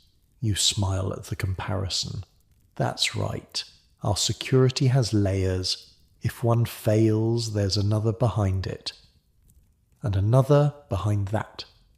This concept, defense in depth, is perhaps the most important principle of frontier security. No single measure, no matter how robust, can guarantee safety. Only multiple, overlapping systems provide reliable protection. "Now sleep," you tell her. "You have shooting practice at dawn." She nods, her eyes already closing. This too is a frontier skill. The ability to rest when possible, to conserve strength for when it might be needed. As midnight approaches, you prepare to relieve Thomas from watch duty. Checking your pistol, you ensure it's loaded and the percussion cap is properly seated. A weapon that fails when needed is worse than no weapon at all. Another lesson from the journals. Outside, the Illinois prairie stretches vast under moonlight. Your homestead, a tiny island of human presence in an ocean of grass, seems simultaneously substantial and fragile. The security systems you've built, the combat readiness you've instilled in your family, push back against the wilderness but can never fully tame it. You climb to the observation room, where Thomas has maintained his vigil with the diligence you've taught him. "Anything?" you ask quietly. "Coyotes to the south around 10, he reports. "Otherwise quiet." You nod, taking the signal horn as he relinquishes his post. "Get some sleep. We're running the evacuation drill at dawn." Thomas hesitates at the ladder. "Pa, do you ever think about moving east, where we wouldn't need all this?" The question doesn't surprise you. At 15, your son is old enough to understand that not all families live with such constant vigilance, such perpetual preparation for violence. Sometimes, you admit. But this land is ours in a way nothing back east could be. We built it from nothing. We've defended it. We've made it safe through our knowledge and work. Thomas considers this, then nods. "Guess I'll learn to make it even safer for my children someday." "That's the way of it," you agree. "Each generation builds on what came before." As Thomas descends the ladder, you settle in for your watch. Rifle across your knees, pistol at your side, knife in its sheath.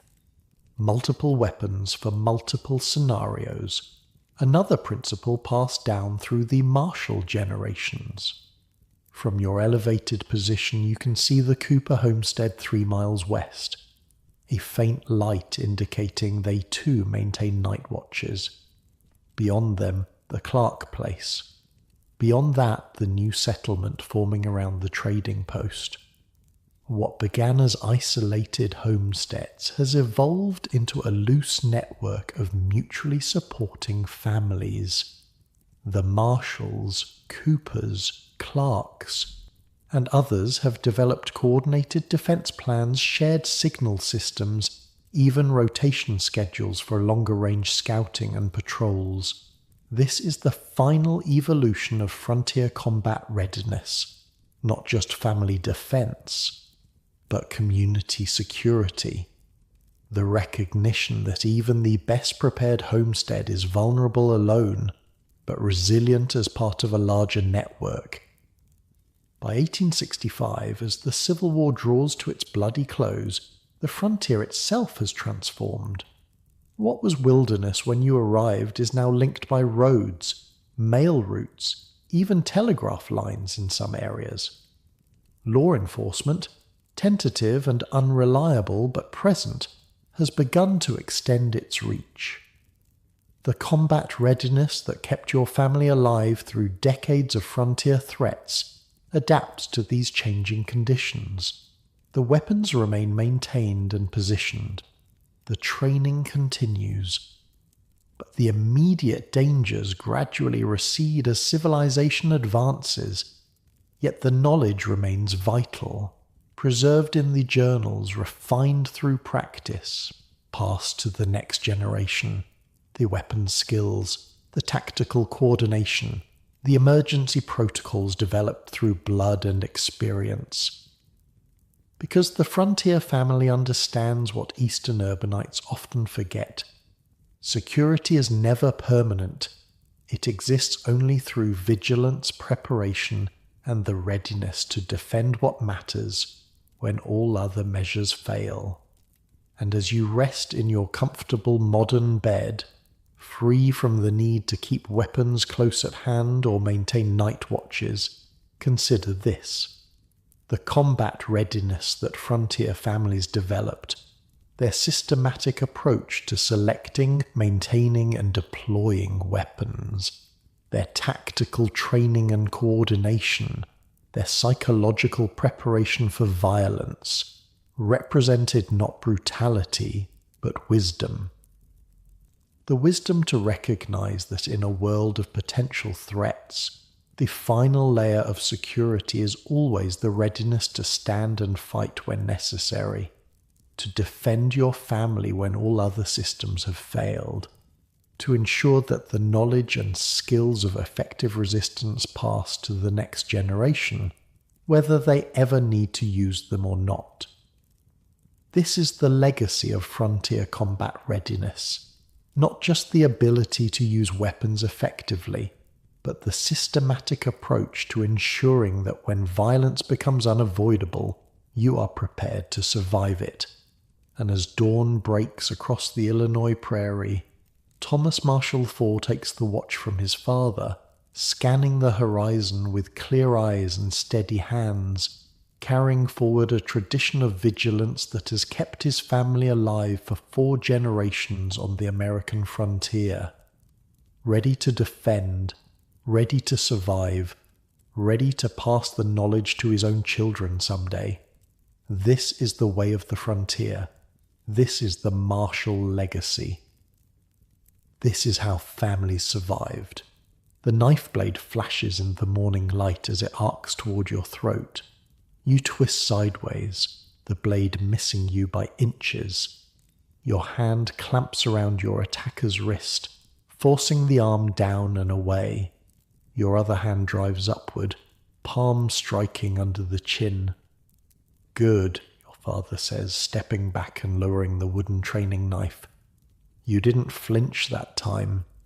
You're Thomas Marshall IV, now 30 years old, and the year is 1865.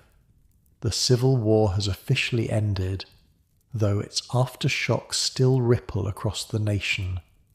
Your Illinois homestead has prospered, but prosperity on the frontier doesn't mean the end of danger. Sometimes it makes you a more tempting target. Again, your father says, circling you on the packed dirt of the training yard. Though in his 50s now, Thomas Marshall III moves with the controlled precision of a man who has spent his life preparing for violence while hoping to avoid it. He lunges again, the wooden knife aiming for your ribs this time. You sidestep, trap his arm, and execute the disarming technique he taught you years ago, twisting the wrist while applying pressure to the thumb. The training knife falls to the dirt. Better, he approves. But in a real fight, there are no rules, no pauses, and no second chances, you finish for him, reciting the mantra you've heard since childhood. Your father nods, retrieving the training knife. Exactly. A knife fight isn't like rifle combat. It's intimate, messy. The man who hesitates dies. This is the harsh reality of close-quarters defense on the frontier. When threats breach your outer defenses, when firearms are empty or inaccessible, survival comes down to raw skills with whatever weapons remain at hand. From the edge of the training yard, your wife Catherine watches with your 3 children, William, 12, Emma, 9, and little James, 6. Her expression is troubled. Do they really need to see this? She asks when your father calls a break in the training. Catherine grew up in a settlement town, not an isolated homestead. Though she understands frontier dangers, the methodical preparation for violence sometimes disturbs her. They do, you answer gently. William is already learning. The younger ones need to understand too. Your oldest son steps forward eagerly. My turn for knife practice, grandfather. Your father considers the boy, then shakes his head. Not today. Today you're learning something more important. He leads William to where Catherine sits with the younger children. From his pocket he produces a small leather pouch. Medical supplies, he explains, opening it to reveal needle and thread, small scissors, bandages and vials of various powders and tinctures. When the fighting ends, the real battle often begins. This is another critical aspect of frontier crisis management, the ability to treat injuries sustained during defensive actions. On the frontier, no doctors wait nearby. A family's survival often depends on their own medical knowledge as much as their combat skills. I don't want to be a doctor, William protests. I want to learn fighting like Pa. Your father's expression grows serious. Your great-grandfather, Thomas Marshall, fought off 3 raiders near Fort Pitt in 1790. Killed 2, drove off the 3rd, then bled to death from a wound he could have treated himself if he'd known how. William's eyes widen. This family story, preserved in the journals but rarely discussed, makes the point more effectively than any lecture could. Is that true, Pa? He asks, turning to you. You nod solemnly. That's why our family became so focused on complete protection systems. Not just keeping danger out, but surviving when it gets in.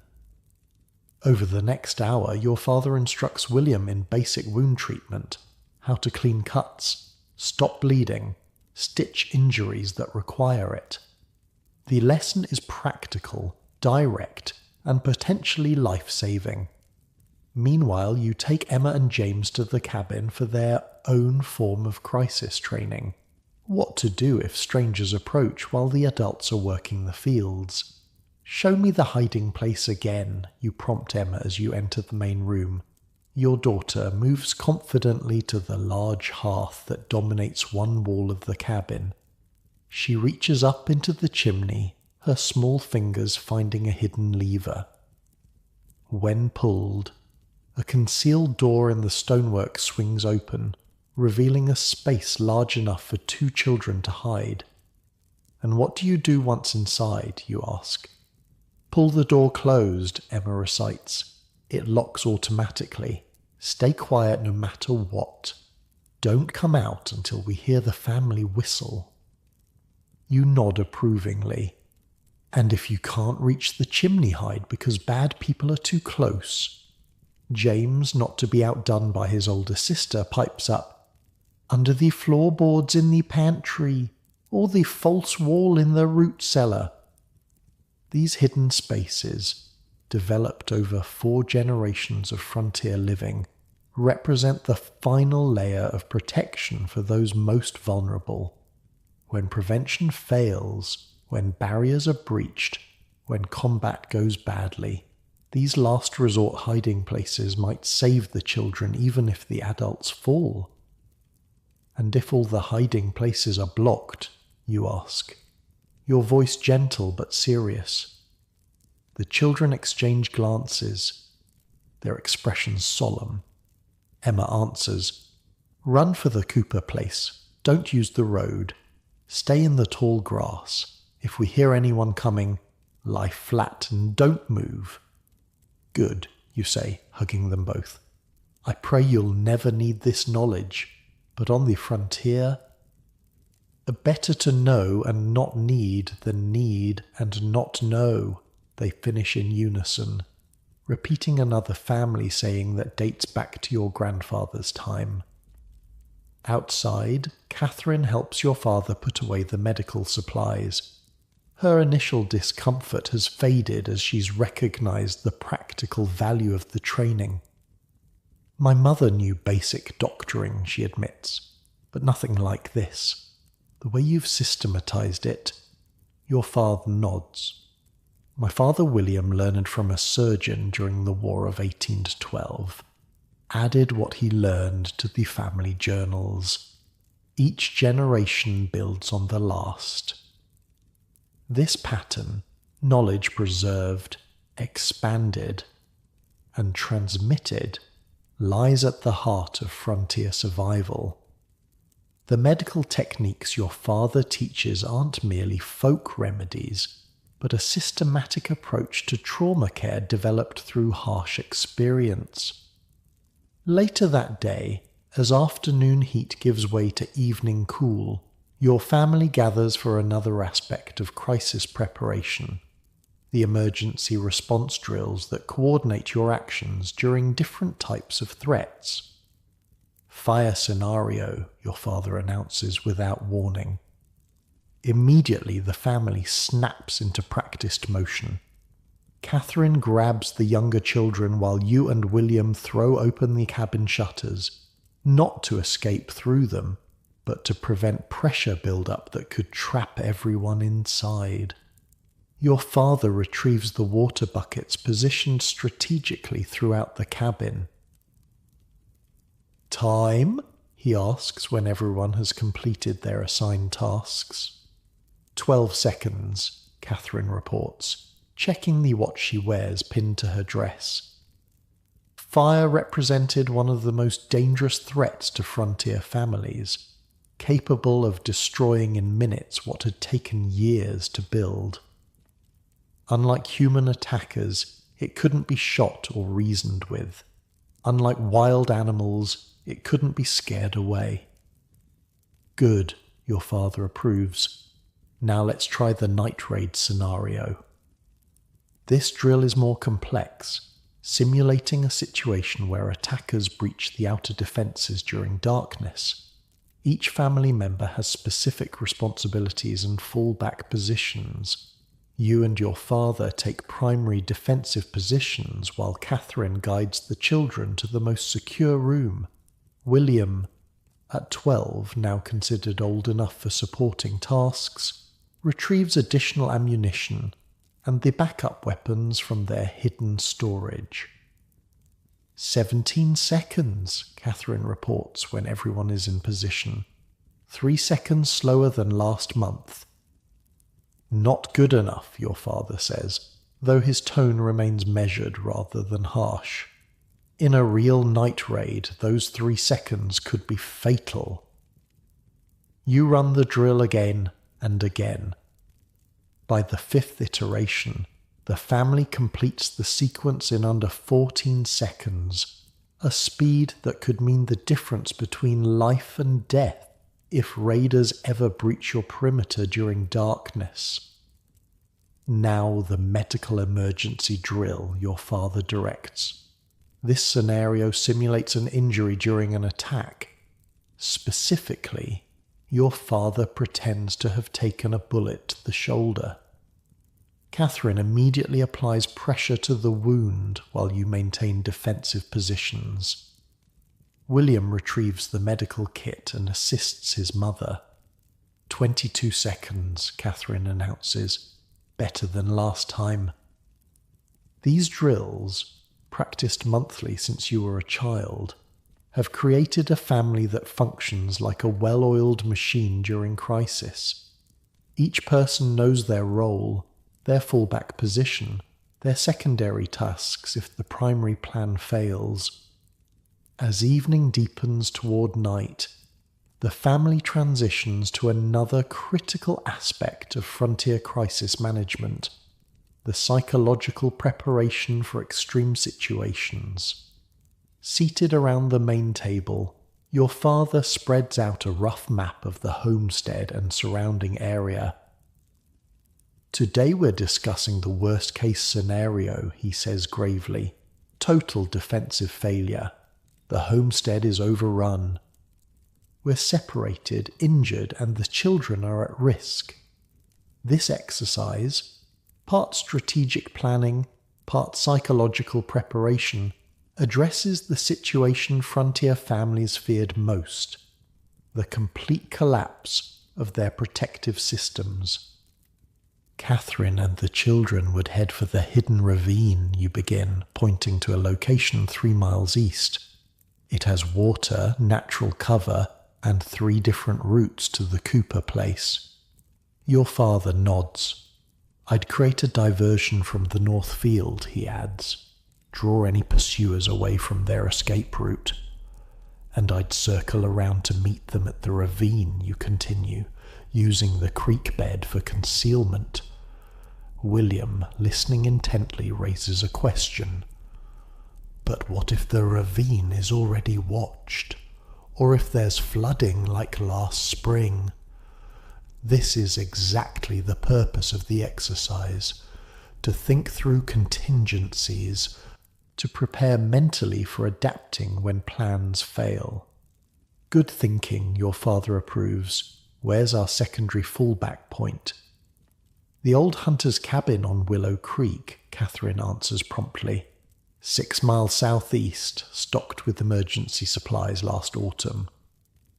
The discussion continues, examining contingencies, alternate routes, recognition signals that would allow separated family members to identify each other safely.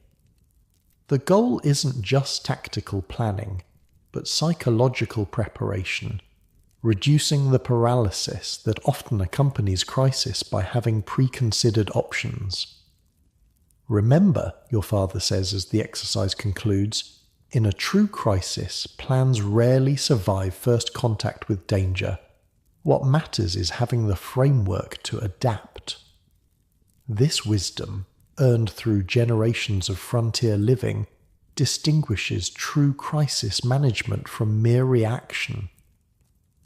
The Marshall family doesn't just respond to emergencies, it anticipates them, prepares for them, and develops systematic approaches to surviving them. As night settles fully over the homestead, the family transitions to evening routine. The children are put to bed with stories, some entertainment, some disguised lessons in courage and quick thinking. The adults check security measures, verify that weapons are accessible, and set the night watch rotation. Before retiring to your own room with Catherine, you find your father on the cabin's small porch, looking out at the starlit prairie. You think I'm pushing the children too hard with all this preparation, he says. It's not a question, but an acknowledgement of the tension you both feel.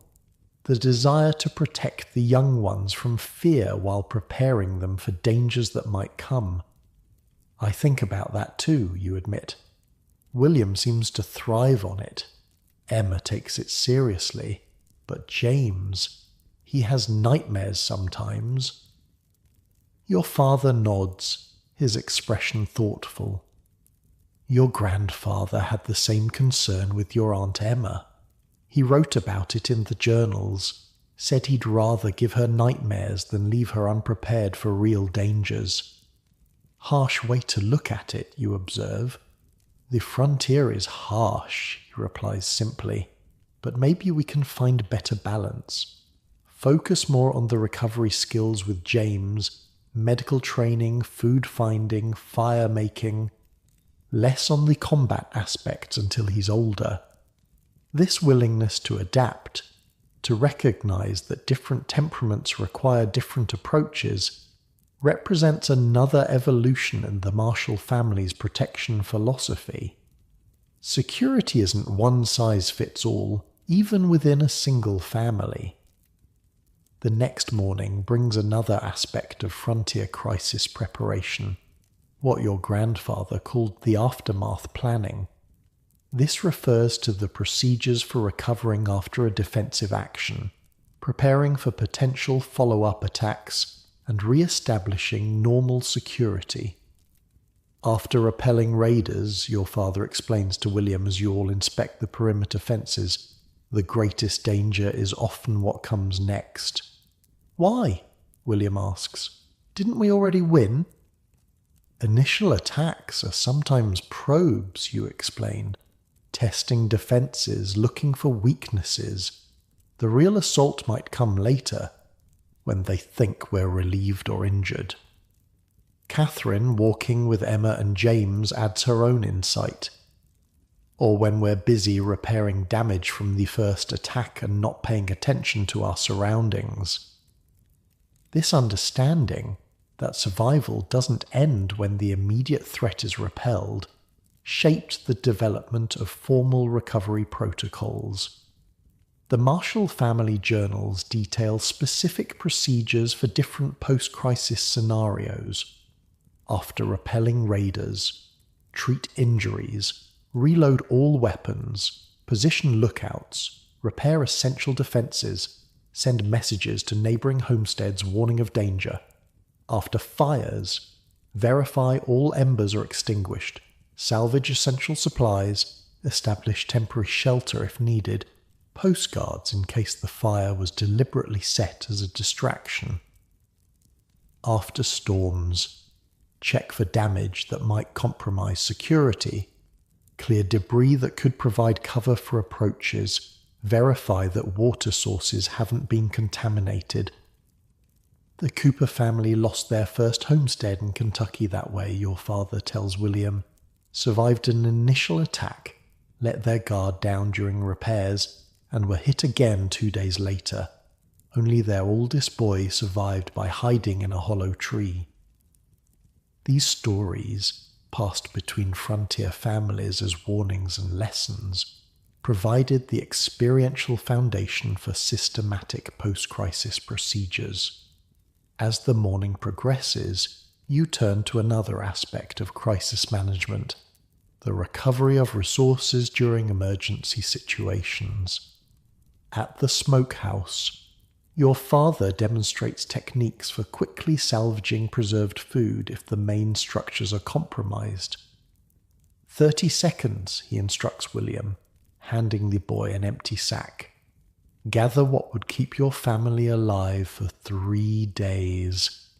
Go. William moves through the smokehouse with purpose, selecting items that offer maximum nutrition with minimum weight.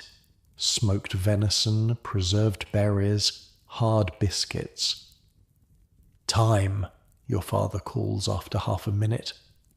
William presents his selections for inspection. Your father nods approvingly. Good choices. Protein, carbohydrates, and enough variety to prevent fatigue.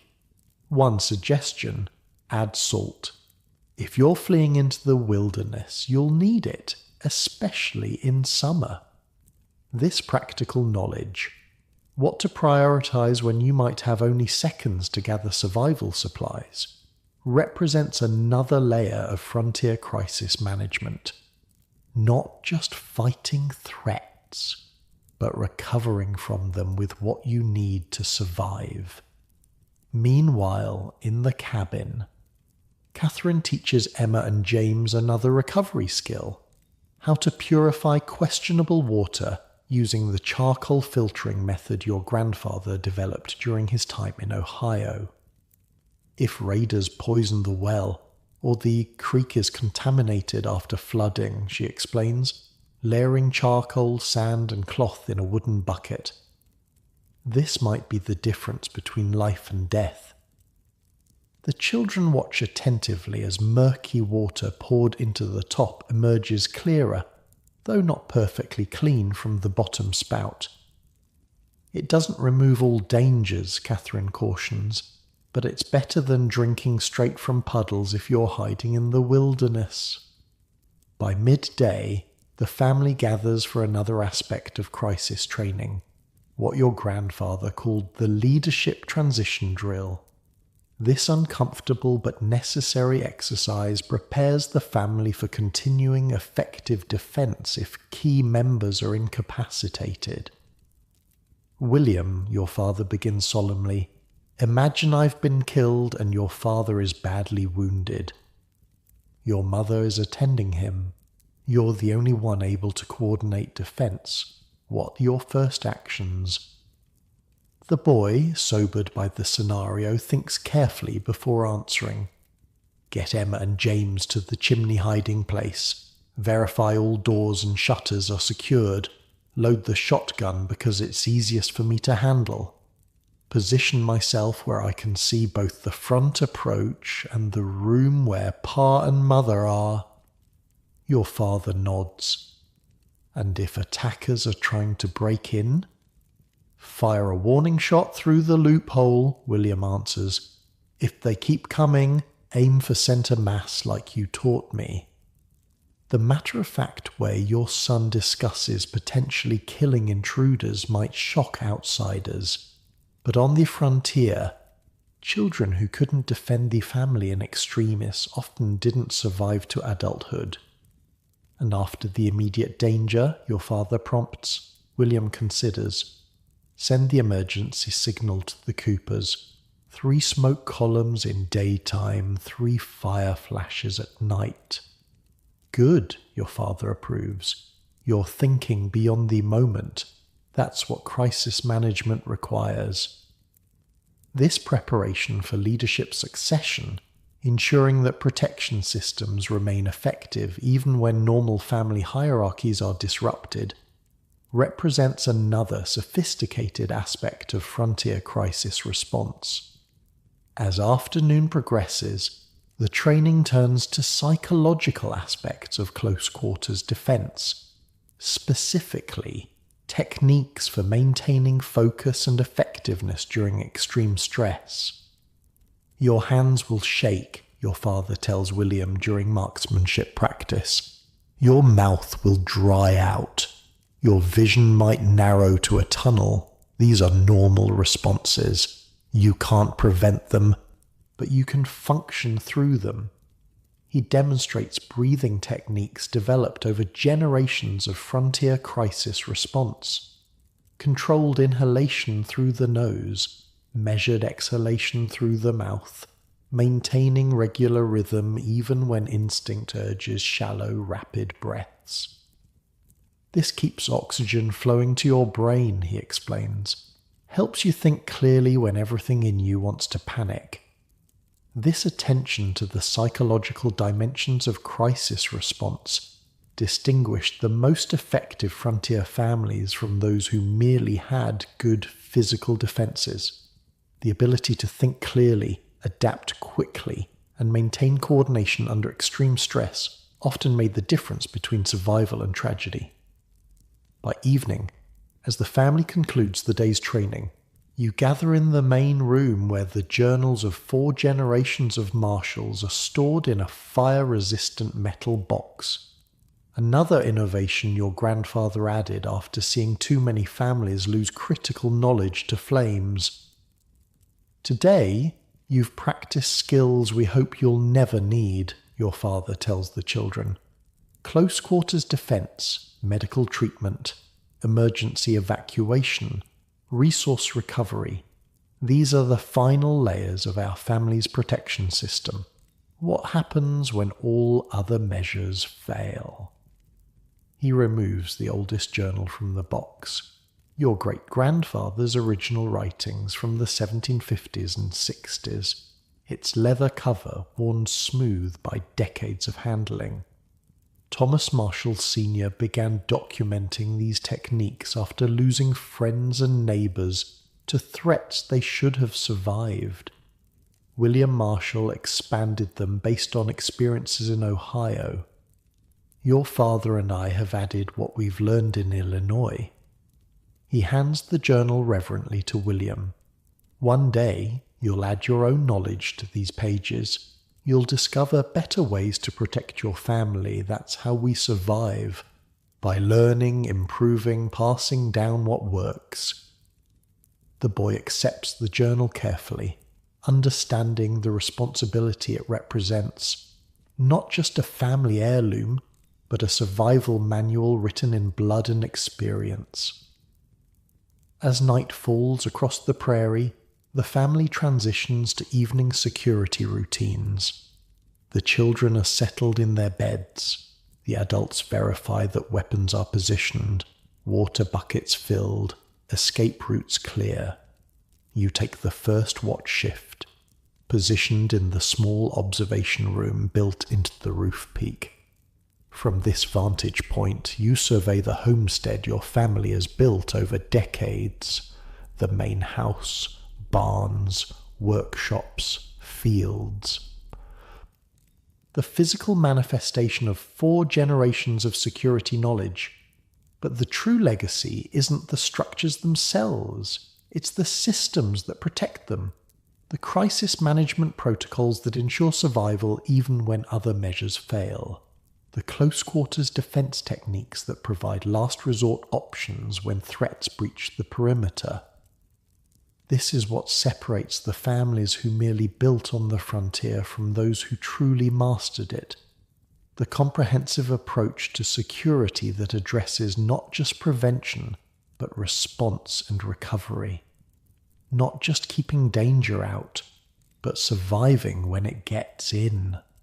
And as the stars wheel overhead, you maintain your vigil, another link in the unbroken chain of watchfulness that stretches back to your great-grandfather's first night on the Pennsylvania frontier, carrying forward the knowledge that has kept your family alive for over a century of frontier nights, ready for whatever might come out of the darkness, ready to defend.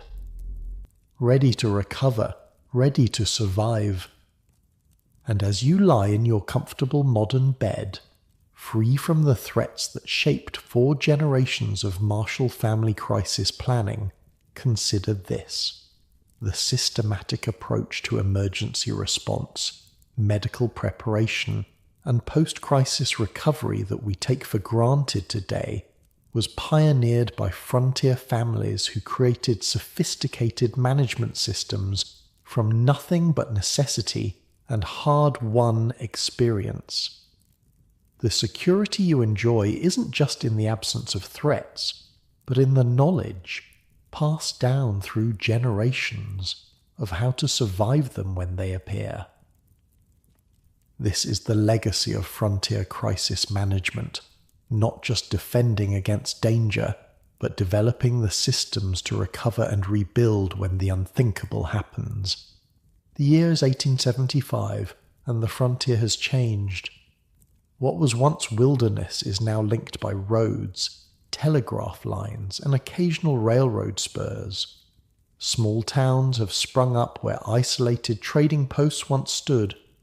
The law has extended its tentative reach, though it remains thin and unreliable in many areas. You are Thomas Marshall IV, now 40 years old. Your homestead has grown into a prosperous farm, the centre of a loose network of families spread across what was once empty prairie. Your children are growing. William is 22 and recently married. Emma 19 and courted by a young man from town. James 16, and showing a talent for mechanical innovations. Your father, Thomas Marshall III, sits on the porch of the main house watching as riders approach from the west. At 65, he's slowed some, but his eyes remain sharp, his mind clear. Cooper's boy, he identifies the lead rider before you can make out details, riding hard. You step off the porch, hand instinctively checking that your pistol is secure in its holster. Old habits die hard, even in these more settled times. Michael Cooper Jr., son of your longtime neighbour, reins his lathered horse to a stop in your yard. His expression is grim. "Mr. Marshall," he pants, "Pa sent me. 3 families hit west of the settlement. Barns burned, livestock taken, 1 man killed. Your father is already on his feet." "Raiders?" Michael Jr. shakes his head. "Worse. Mason gang, 8 men, well armed. Rumour says they're moving east along the creek valleys." The Mason gang, outlaws who've plagued the region for 2 years now, targeting isolated homesteads and small settlements. Not the traditional frontier threat of Indian raids or predators, but dangerous nonetheless. "They hit the Richardson place yesterday," Michael continues. "Took everything. Left them with nothing but the clothes they wore." Your mind is already working, calculating. The Richardson homestead lies 12 miles southwest. If the Mason gang follows their usual pattern, they'll be looking for their next target within 20 miles. "Your father called the meeting, you ask?" Michael nods. "Tonight, every family from here to the settlement at our place." This is the evolution of frontier security in the 1870s. Not just individual homesteads with their own protection systems, but networks of families with coordinated defense plans. What began as informal mutual aid has developed into sophisticated community security. "We'll be there," you assure him. "Spread the word to the Clarks and Washburns on your way back." As Michael rides off, your father returns to the house to retrieve the family journals. William emerges from the barn, alerted by the visitor. "Trouble?" he asks, wiping his hands on a rag. "Mason gang," you reply. "It's a community meeting tonight at the Coopers." Your son nods grimly. Though born into a more settled frontier than you were, he understands the protocols. Within minutes he's checking weapons, ensuring horses are ready, and alerting your wife Catherine and the other children. This immediate, efficient response, without panic but with absolute seriousness, is the product of generations of frontier preparation. The psychological readiness to shift from peaceful routine to defense stance without hesitation. By late afternoon, your family rides toward the Cooper homestead. You, Catherine, William and his wife Anna, Emma and James. Everyone armed, everyone alert. Your father remains behind with 2 hired hands to guard your place. Another aspect of community defense protocols. Never leave any homestead completely undefended. The Cooper place has transformed since that first meeting 40 years ago. What began as a simple cabin has expanded into a substantial compound with a large central building specifically designed for community gatherings. As you arrive, you see 24 horses already hitched outside. Inside, representatives from 15 families, some from homesteads, others from the small settlement 10 miles east, are gathered in what looks more like a town hall than a frontier defense meeting. Michael Cooper Sr., now in his 60s like your father, calls the meeting to order. The formal structure, with speaking protocols and voting procedures, is a far cry from the desperate ad hoc meetings of earlier frontier days. "The Mason gang hit 3 families in the past week," Michael begins. Based on their pattern, they'll strike somewhere within 20 miles within the next 3 days. This intelligence gathering, tracking outlaw movements, identifying patterns, predicting targets, represents one of the most sophisticated aspects of community protection networks, not just reacting to threats, but anticipating them. They're growing bolder, adds Sheriff Davis, a relatively new addition to these meetings. The settlement has had a sheriff for only 5 years, a sign of the frontier's transformation. 8 men, heavily armed, Davis continues. They've shown they're willing to kill if resisted. So we don't give them just one target to hit, you suggest, rising to speak. We consolidate. Bring vulnerable families together at defensible locations until they pass through or are caught. This strategy, temporarily condensing the security perimeter to protect more people with fewer resources, evolved from lessons recorded in your grandfather's journals. Isolated families were easy targets. Combined households with coordinated defenders were not. The Marshall Place can take 3 families, you offer. We have the space and the defensive positions. Others quickly follow your lead. The Cooper compound can house 4 additional families. The Clark homestead, with its stone walls and elevated firing positions, can accommodate 3 more. What about the Richardson family, Emma asks. They've lost everything. Henry Green, who runs the settlement's general store, speaks up. We're already housing them, taking up a collection too.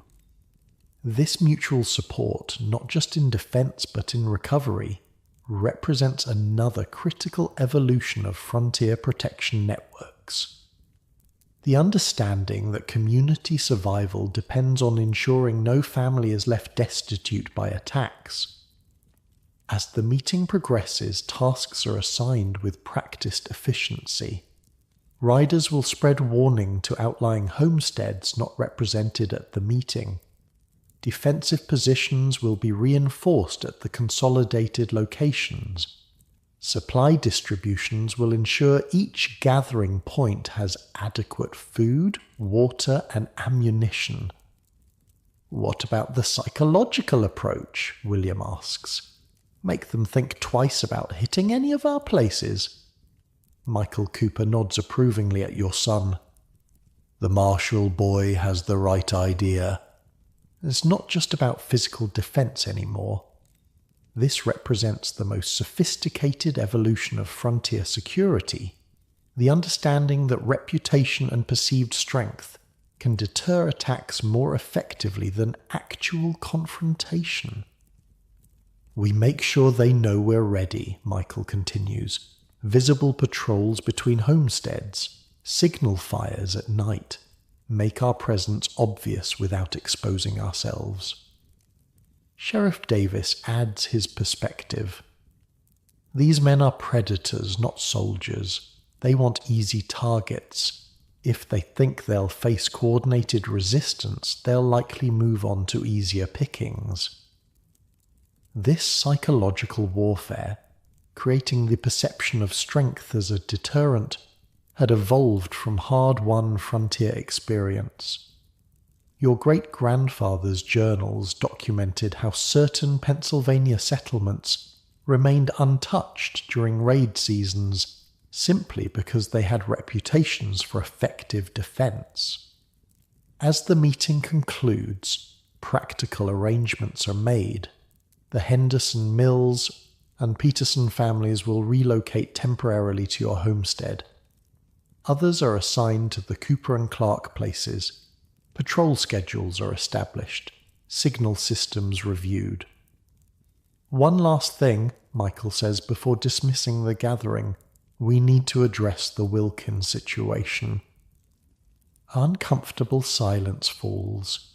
Jacob Wilkins, who homesteaded the land 8 miles north, is known for his solitary nature and refusal to participate in community defense efforts. He He won't come to meetings, Michael continues, won't join patrols, says his own defences are sufficient. But he expects help if he's attacked, mutters someone in the back. This tension between individual security and community responsibility represents another challenge of frontier protection networks. Most families recognized that mutual aid was essential for survival, but there were always those who resisted integration. "I'll talk to him," you volunteer. "My father and his had dealings years back." The ride home is quieter, your family processing the developments. The frontier has changed in your lifetime, from isolated homesteads fighting for survival to interconnected communities with sophisticated defense networks. But danger remains, just in evolved forms. "It's strange," Catherine says as you crest the rise overlooking your homestead. "My mother would never have imagined community defense meetings with voting procedures and patrol schedules." "Times change," you acknowledge. "The threats change too." By the next morning, preparations are in full swing. The Henderson family arrives first. Parents, 3 children, and an elderly grandmother. You direct them to the east wing of the main house, recently expanded for exactly this purpose. Community defense planning isn't just about coordination. It's about creating physical spaces that can accommodate consolidated families during threat periods. "We've brought our own supplies," John Henderson says, unloading a wagon of food and bedding. "Don't want to be a burden." "No burdens here," you assure him. "Just neighbours." This represents another evolution in frontier thinking. The shift from seeing each family as a fortress unto itself to recognizing that true security comes from mutual support and resource sharing. William takes charge of integrating the Henderson boys into the homestead defense system, showing them observation posts, communication signals, and evacuation routes. Eyre does the same with the daughter, while Catherine helps the grandmother settle in. By afternoon, the Mills and Peterson families have also arrived.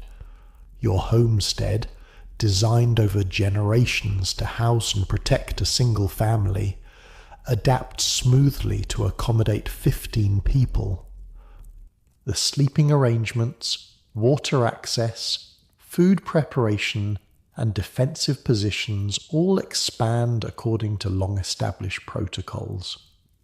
"Your great-grandfather would be impressed," your father says, watching the activity from his chair on the porch. He wrote about community defense, but never got to see it work like this. That evening, as darkness falls, the signal fires are lit on the highest points of participating homesteads, 3 flames in a triangle pattern, visible for miles.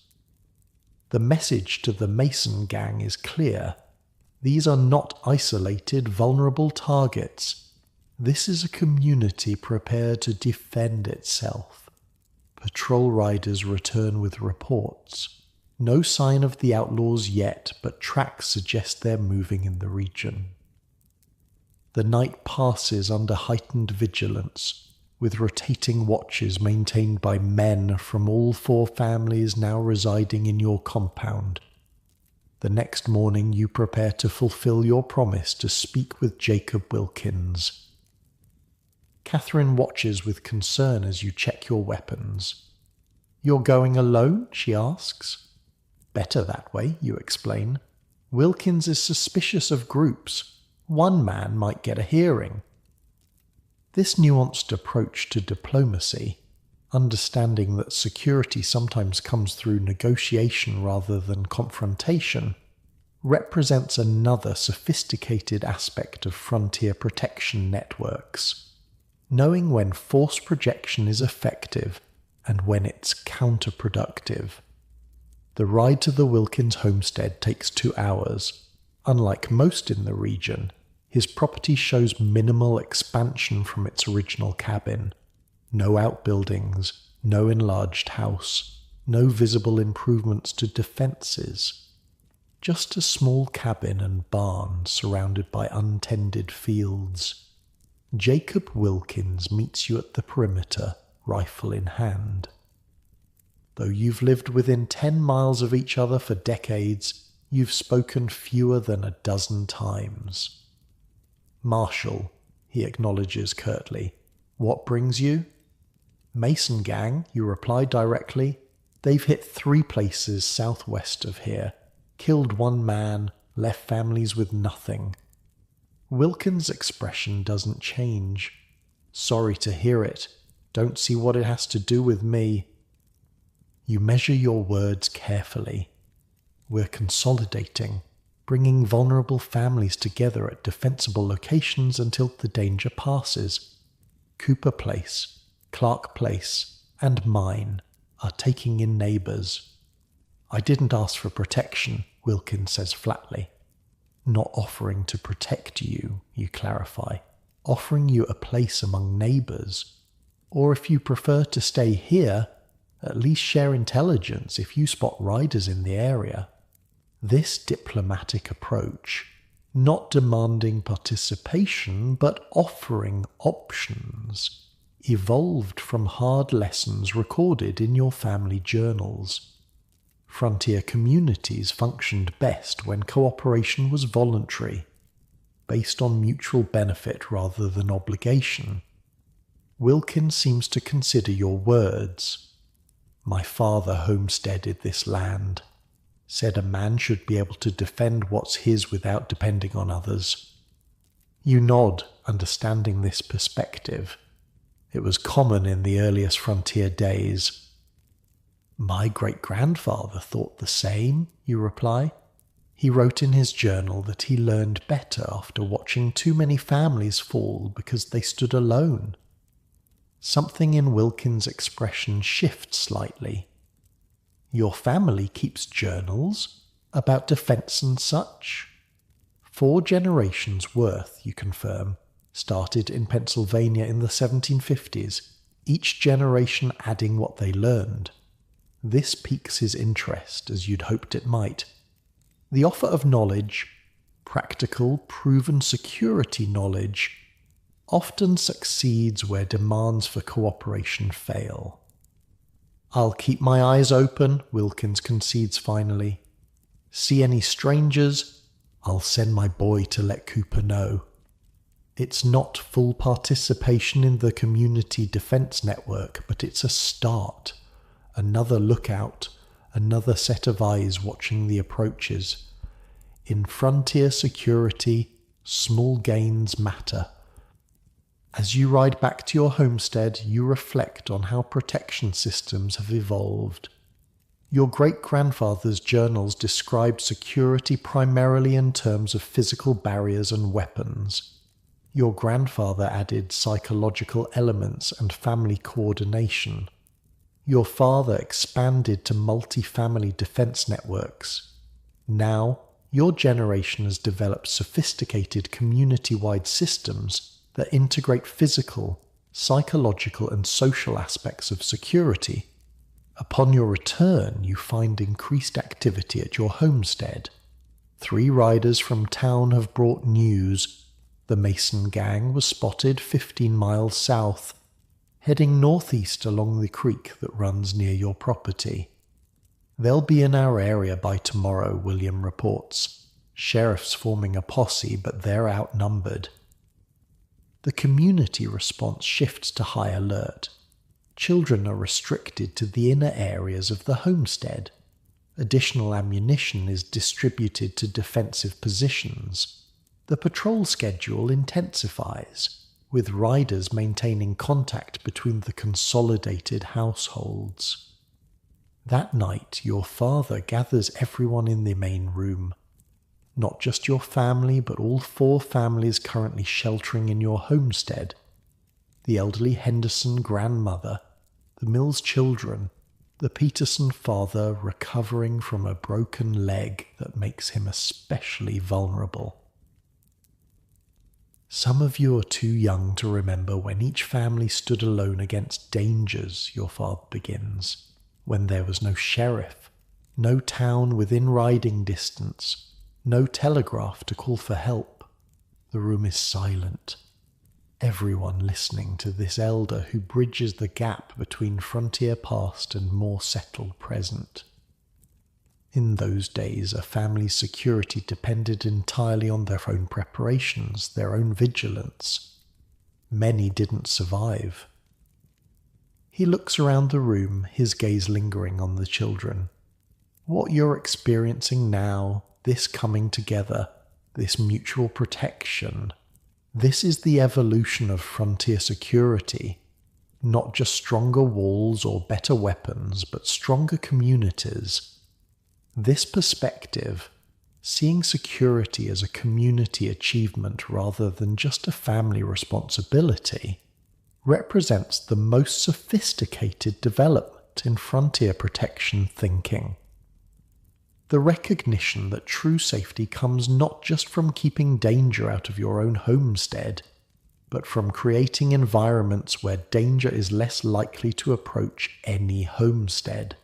The next morning brings the confrontation everyone has been preparing for, but not in the way expected. As dawn breaks, a rider approaches your homestead at full gallop. It's Michael Cooper Jr. again, his horse nearly spent. They hit the Wilkins place at first light. He pants as you meet him in the yard, but something went wrong for them. Shots fired, they scattered. "Wilkins?" you ask urgently. "Alive." His son took a bullet in the shoulder but should recover. They're bringing them to the Cooper place now.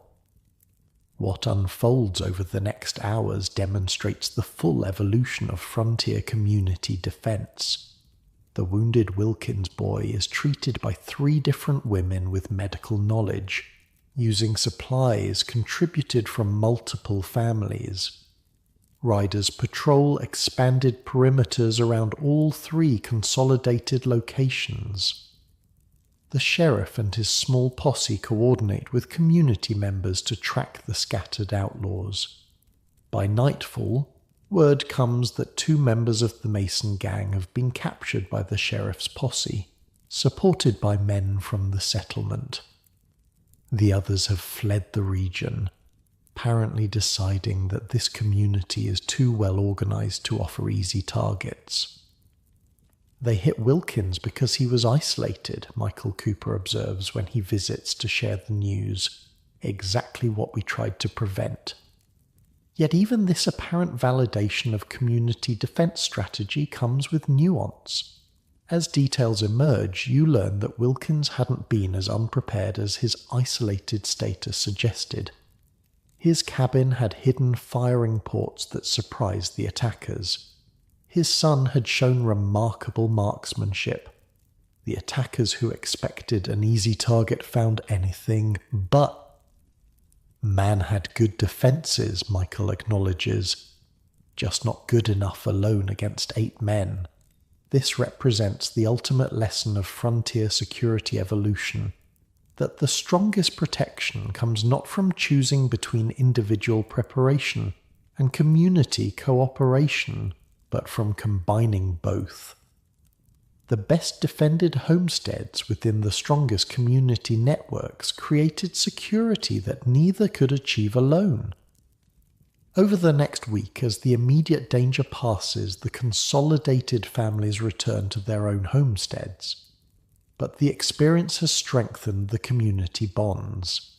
Jacob Wilkins, humbled by his close call but respected for his fierce defense, begins participating in community meetings. His son, recovering from his wound, forms friendships with other young men his age, including your James. By 1890, as the frontier itself disappears into history, the security networks pioneered by families like yours have evolved into the foundations of modern community protection. The informal patrols become organized town watches. The mutual aid agreements develop into early insurance cooperatives. the shared defense knowledge transforms into educational systems. Your father, now 80, still sits on the porch most days, watching this transformation with thoughtful eyes. The journals he inherited and expanded now fill a small bookcase. 4 generations of security knowledge, adapting to changing conditions while preserving core principles. "It's not the same frontier anymore," he observes one evening as you join him. "Soon they'll be saying there is no frontier left at all." "The threats change," you reply, echoing words you've both said for decades. "The principles remain." And indeed, as civilization extends its reach, as law enforcement becomes more reliable, as communities grow into towns and towns into cities, the fundamental security insights developed by frontier families remain relevant.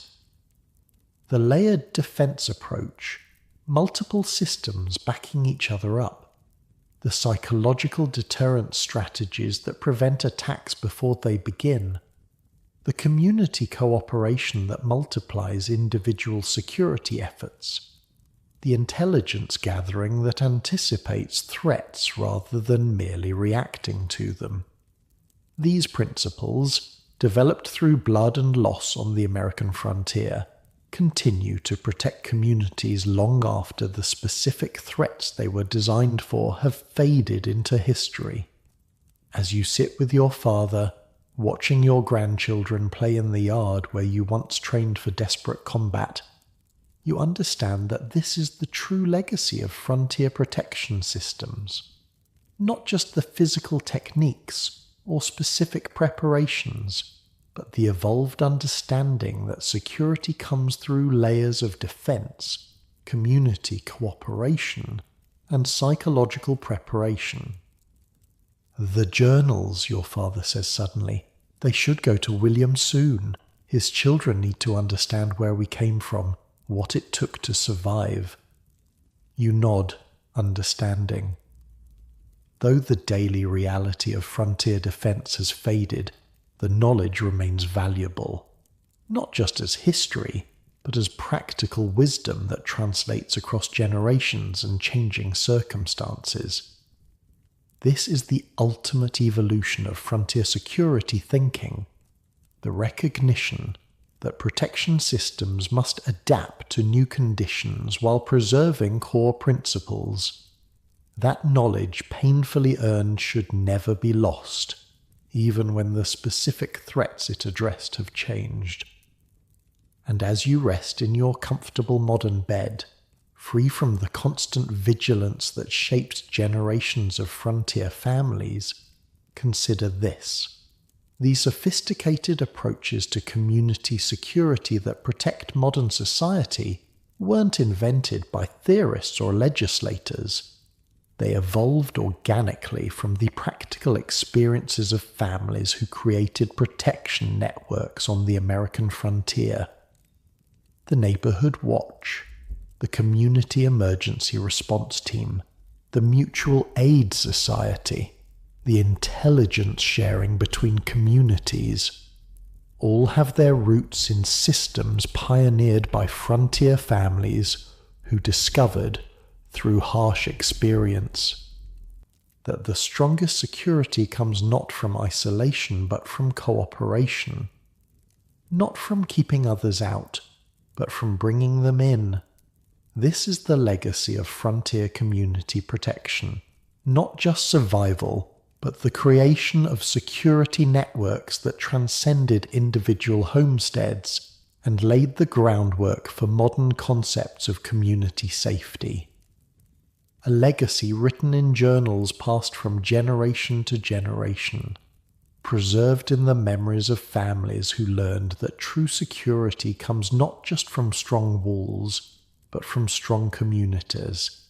And as the frontier faded into history, this wisdom remained, a testament to the remarkable human capacity to create protection from nothing but necessity, cooperation, and the determination to see another dawn.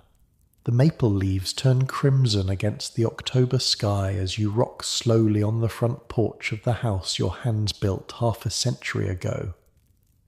The year is 1900, and at 65 you've lived to see the turning of a century, something your great-grandfather Thomas Marshall Sr. could hardly have imagined when he penned the first security journal in a crude Pennsylvania cabin in 1760.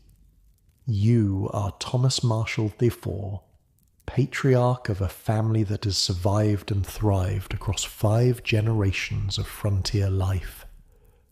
But the frontier itself, that shifting boundary between civilization and wilderness, has been officially declared closed by the government. The wild spaces have been mapped, claimed, fenced.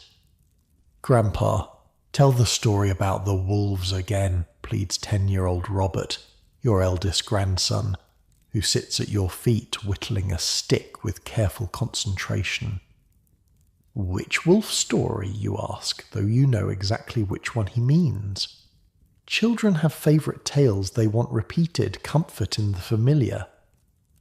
The one about great-great-grandpa Thomas and the night pack that circled his cabin, Robert says, looking up with eager eyes. You smile, remembering how your own father told you this same story when you were a boy, how the telling of it shaped your understanding of security and survival. It was winter, 1750, you begin, your voice taking on the measured cadence of a practiced storyteller. The Pennsylvania wilderness was deep in snow. Thomas Marshall Sr., your great-great-grandfather, had built a small cabin for his family, just one room with a dirt floor and a single window. As you recount the tale, wolves circling in darkness, the single rifle shot, the family huddled together through the long night, you realize you're not just sharing a story. You're transmitting security knowledge wrapped in narrative, teaching survival through family history. Robert listens with rapt attention, though he's heard this story dozens of times. When you finish, he asks the question he always asks. Is that when he started the journals? Not quite, you answer. That came after the neighbour family, the Nortons, were killed by raiders the following spring. Your great-great-grandfather realized that security knowledge needed to be preserved, expanded, passed down. You look toward the house, where the family journals now fill a custom-built bookcase in the study.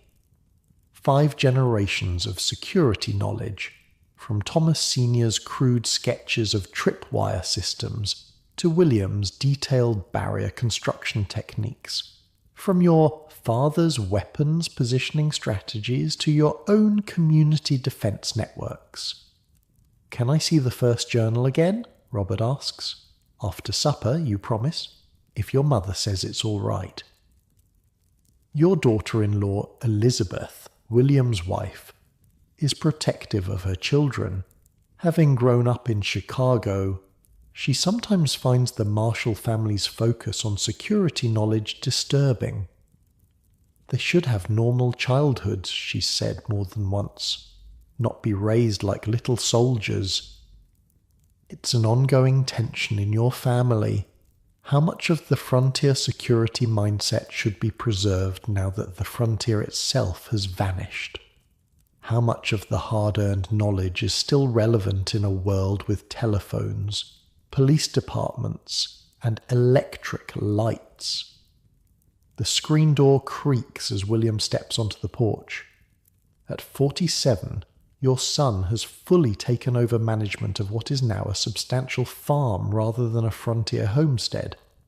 His clothes, store-bought rather than homespun, mark the transition from survival-focused pioneer to business-minded farmer. Telegraph from James, he says, handing you a folded paper.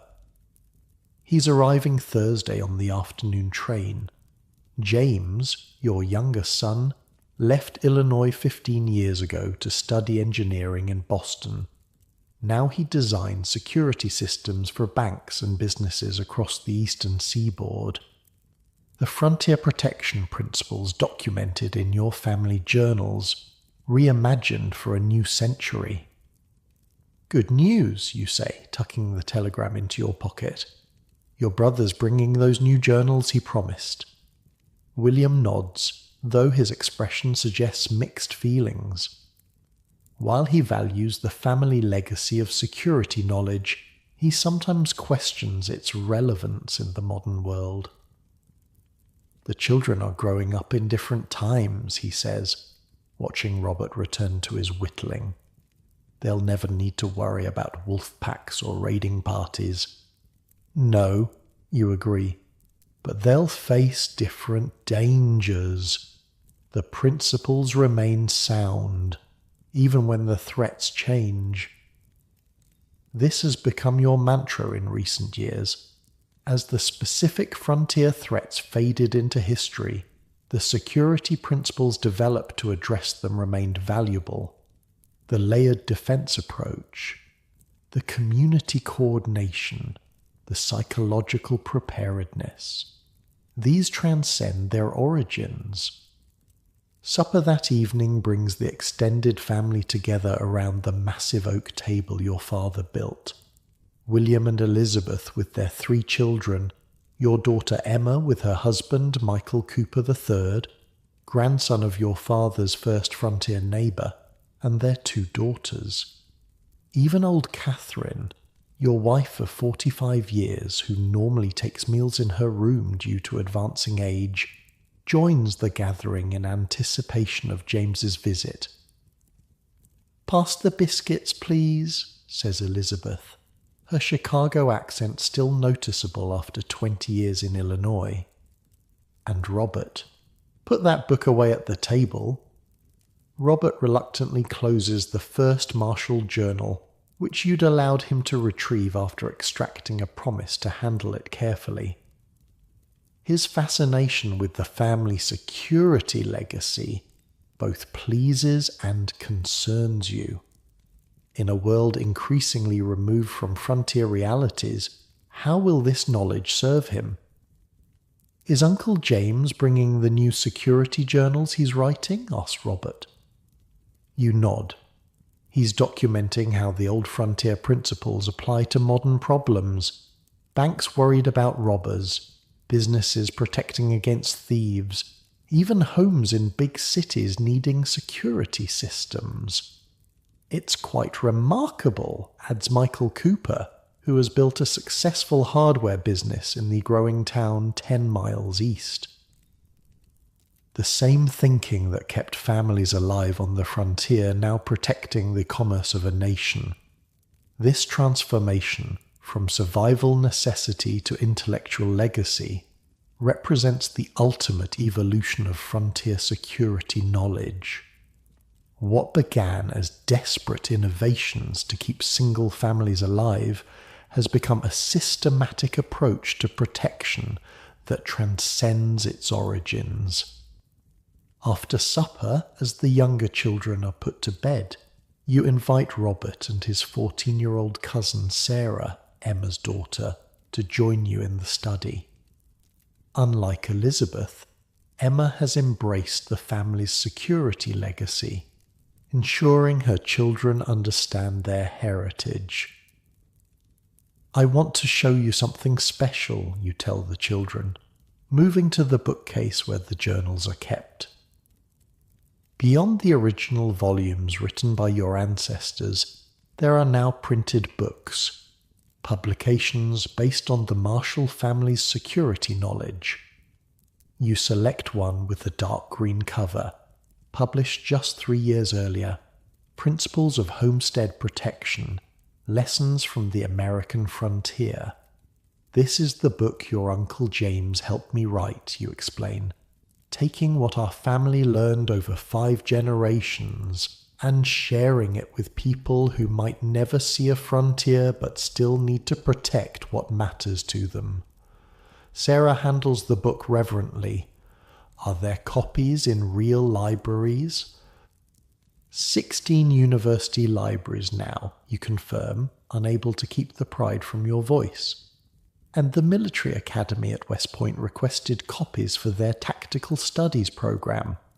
The validation from formal institutions matters less to you than knowing the knowledge will survive, that the security principles your ancestors developed through blood and loss won't fade as the frontier recedes into history. What I want you both to understand, you continue, is that these journals aren't just about rifles and palisades and tripwires. They're about how to think about security. How to create systems that protect what matters most. Robert's brow furrows in concentration. Like layers, he says. Great-grandfather William wrote about security layers. If one fails, another backs it up. You smile, pleased by his comprehension. Exactly, and that principle works whether you're protecting a frontier cabin from raiders or a modern home from burglars. The specific methods change. The thinking remains sound. This, you believe, is the most valuable legacy of frontier security evolution. Not the specific techniques, but the systematic approach to protection. The recognition that effective security isn't a single solution, but an integrated system of prevention, response, and recovery. As the evening deepens, Catherine joins you in the study, moving slowly with her cane. At 80, she's one of the last living links to the earlier frontier era, having been born in a settlement when Illinois was still considered wilderness. Filling their heads with old dangers, she asks, but her tone is affectionate rather than critical. Old solutions, you correct gently. That still work for new problems. Catherine settles carefully into a padded chair, her arthritic hands arranging her shawl. I was thinking today about that first winter here, she says, when Emma was just a baby. How we practiced what to do if raiders came during a blizzard. The chimney hiding place, you recall, and the emergency supplies buried by the north fence post. We never needed them, Catherine observes. All that preparation, all that worry, and the worst never came. Because of the preparation, you suggest. The systems worked by preventing what they were designed to address. This paradox, that the most effective security often appears unnecessary because it prevents the very threats it was created to handle, represents a sophisticated understanding that your family developed over generations of frontier living. Robert and Sarah listened to this exchange with wide eyes, witnessing the living connection to a past that's rapidly fading from American memory. The frontier era, which defined your family for 4 generations, is now something children read about in school books rather than experience firsthand. Will you show us the emergency supply cache tomorrow? Robert asks eagerly. The one by the north fence? You exchange glances with Catherine, who nods slightly. I suppose we could, you agree, though it's probably just a rusty box full of dirt by now. Haven't checked it in 20 years. That's the point, isn't it? Sarah says with unexpected insight. It was there if you needed it, but the goal was never needing it. Her understanding pleases you. The Marshall security legacy isn't about paranoia or obsession with threats. It's about creating systems that allow normal life to proceed without fear, precisely because you're prepared for the worst. As evening transitions to night, the children are sent to bed with promises of examining old security features the next day. You and Catherine retire to the main bedroom, a far cry from the crude sleeping arrangements your great-grandfather described in his earliest journal entries. Do you think any of them truly understand, Catherine asks as she brushes her silver hair, what it meant to live with constant vigilance? To know your family's survival depended entirely on your preparation? They can't, you admit. Not really. Just as I couldn't fully understand what my great-grandfather faced in Pennsylvania. Each generation's experience is their own, but the knowledge passes down, she observes, adapted, expanded. That's the true security system, you reply, not the physical barriers or weapons or alarm systems, but the passing of knowledge from one generation to the next, each building on what came before. This perspective, seeing security as an evolving body of knowledge rather than fixed techniques, represents the most sophisticated understanding developed through your family's frontier experience. The next morning dawns clear and cool, perfect October weather for the expedition promised to the children. After breakfast, you lead Robert, Sarah, and several of the younger children to the north pasture, where an ancient oak marks the location of one of your homestead's emergency caches. Your great-grandfather William established this cache point in 1825, you explain, leaning on your walking stick as the children gather around. The idea was simple but vital. If the main house was compromised, if the family had to flee with nothing, these hidden supplies might mean the difference between survival and death. Robert is already on his knees digging where you indicated. The other children join in, turning the grim historical reality into a treasure hunt game. After several minutes of enthusiastic excavation, they unearth a metal box, rusted but intact. "Can we open it?" asks 6-year-old Emily, William's youngest. You nod, curious yourself about the condition of supplies buried decades ago. The lid creaks open to reveal contents wrapped in oilcloth, remarkably well preserved despite the years. Flint and steel for fire starting, a small knife, fishing hooks and line, hard biscuits now turned to dust, seeds sealed in wax. A small bottle that once held medicine. These were emergency basics, you explain as the children examine each item. The minimum needed to survive if you lost everything else. People really lived like this, asks Thomas, Elizabeth's middle child, who at 8 has known nothing but comfort and security. Your ancestors did, you confirm. And the preparation, the thinking behind caches like this, is why you don't have to. This, perhaps, is the most meaningful legacy of frontier security evolution. Not that modern Americans need to maintain emergency caches, but that the security principles developed through frontier experience created the foundation for the safety later generations take for granted. As the morning continues, you turn the exploration into a walking tour of your homestead's historical security features. The firing ports disguised as decorative elements in the original cabin walls. The sightlines carefully maintained through strategic planting and clearing. The signal platform, now converted to a pleasant reading nook atop the main house. Your great-great-grandfather's journals described how settlers in Pennsylvania would hang gourds filled with pebbles from trees, you tell the children as you rest beneath a massive oak. When disturbed by intruders or animals, they'd rattle and give warning. "Like a burglar alarm," exclaims Robert. Exactly like that, you agree. The principle is identical. Create noise when a boundary is crossed without permission. Only the technology has changed. This connection between frontier innovations and modern security technologies fascinates the children, the tripwires becoming modern alert systems.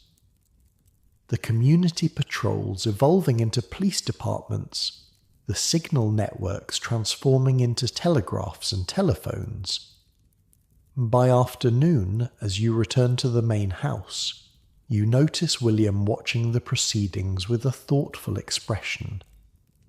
"They're more interested than I expected," he admits as the children run ahead. "I thought all this frontier security knowledge would seem irrelevant to them." "The specific techniques might be outdated," you reply, "but the thinking behind them never will be. Protection of what matters most is a constant human need, whether on the frontier or in a modern city." This perspective, that security principles transcend their historical origins, represents the most enduring legacy of your family's frontier experience. Not the specific methods, but the systematic approach to protection that can be adapted to any environment, any era. That evening, as twilight settles across the prairie that was once wilderness, you sit again on the porch, the family journals open on your lap. From the crude handwriting of Thomas Marshall Sr. in 1760 to your own careful documentation of community defense networks in the 1880s, these volumes represent 5 generations of security knowledge. Knowledge earned through vigilance and sometimes blood. Knowledge refined through practical application. Knowledge that transformed isolated survival techniques into sophisticated protection systems. And most importantly, knowledge preserved, not just in family journals, but now in published books, university libraries, and the evolving practices of a nation that has moved beyond its frontier origins but still benefits from frontier wisdom. As darkness falls completely, you close the journal and look out across the land your family has held for nearly a century. The physical frontier may have vanished, but its legacy lives on in community organizations, in security planning, in the systematic approach to protection that began with families like yours, creating safety from nothing but necessity and determination. This is the true heritage of frontier security evolution, not just survival, but the development of protection principles that transcend their origins, principles that continue to guard what matters most long after the specific threats they were designed to address have faded into history. And as stars appear in the Illinois sky, the same stars that guided your ancestors across uncharted wilderness, you understand that the most valuable security system isn't made of logs or rifles or alarm systems. It's made of knowledge passed down generation to generation, each building on what came before, each adapting ancient wisdom to new challenges. The frontier closed, but the frontier mindset, systematic, layered, community-minded protection, continues to keep Americans safe in ways most will never fully appreciate. This is your family's legacy. This is the Marshall inheritance. This is how frontier protection systems transformed not just isolated homesteads, but an entire nation's approach to security. And as you rest in your comfortable modern bed, free from the constant vigilance that shaped generations of frontier families, remember that the safety you take for granted was purchased through the innovative protection systems of those who came before, who created security from nothing but necessity and raw materials, who transformed individual techniques into sophisticated systems that could be passed down through generations. The frontier has vanished, but its lessons remain, offering protection, perspective, and peace of mind to those wise enough to remember them. Rest easy, knowing these lessons haven't been lost, that the knowledge continues to protect even as you drift gently into sleep.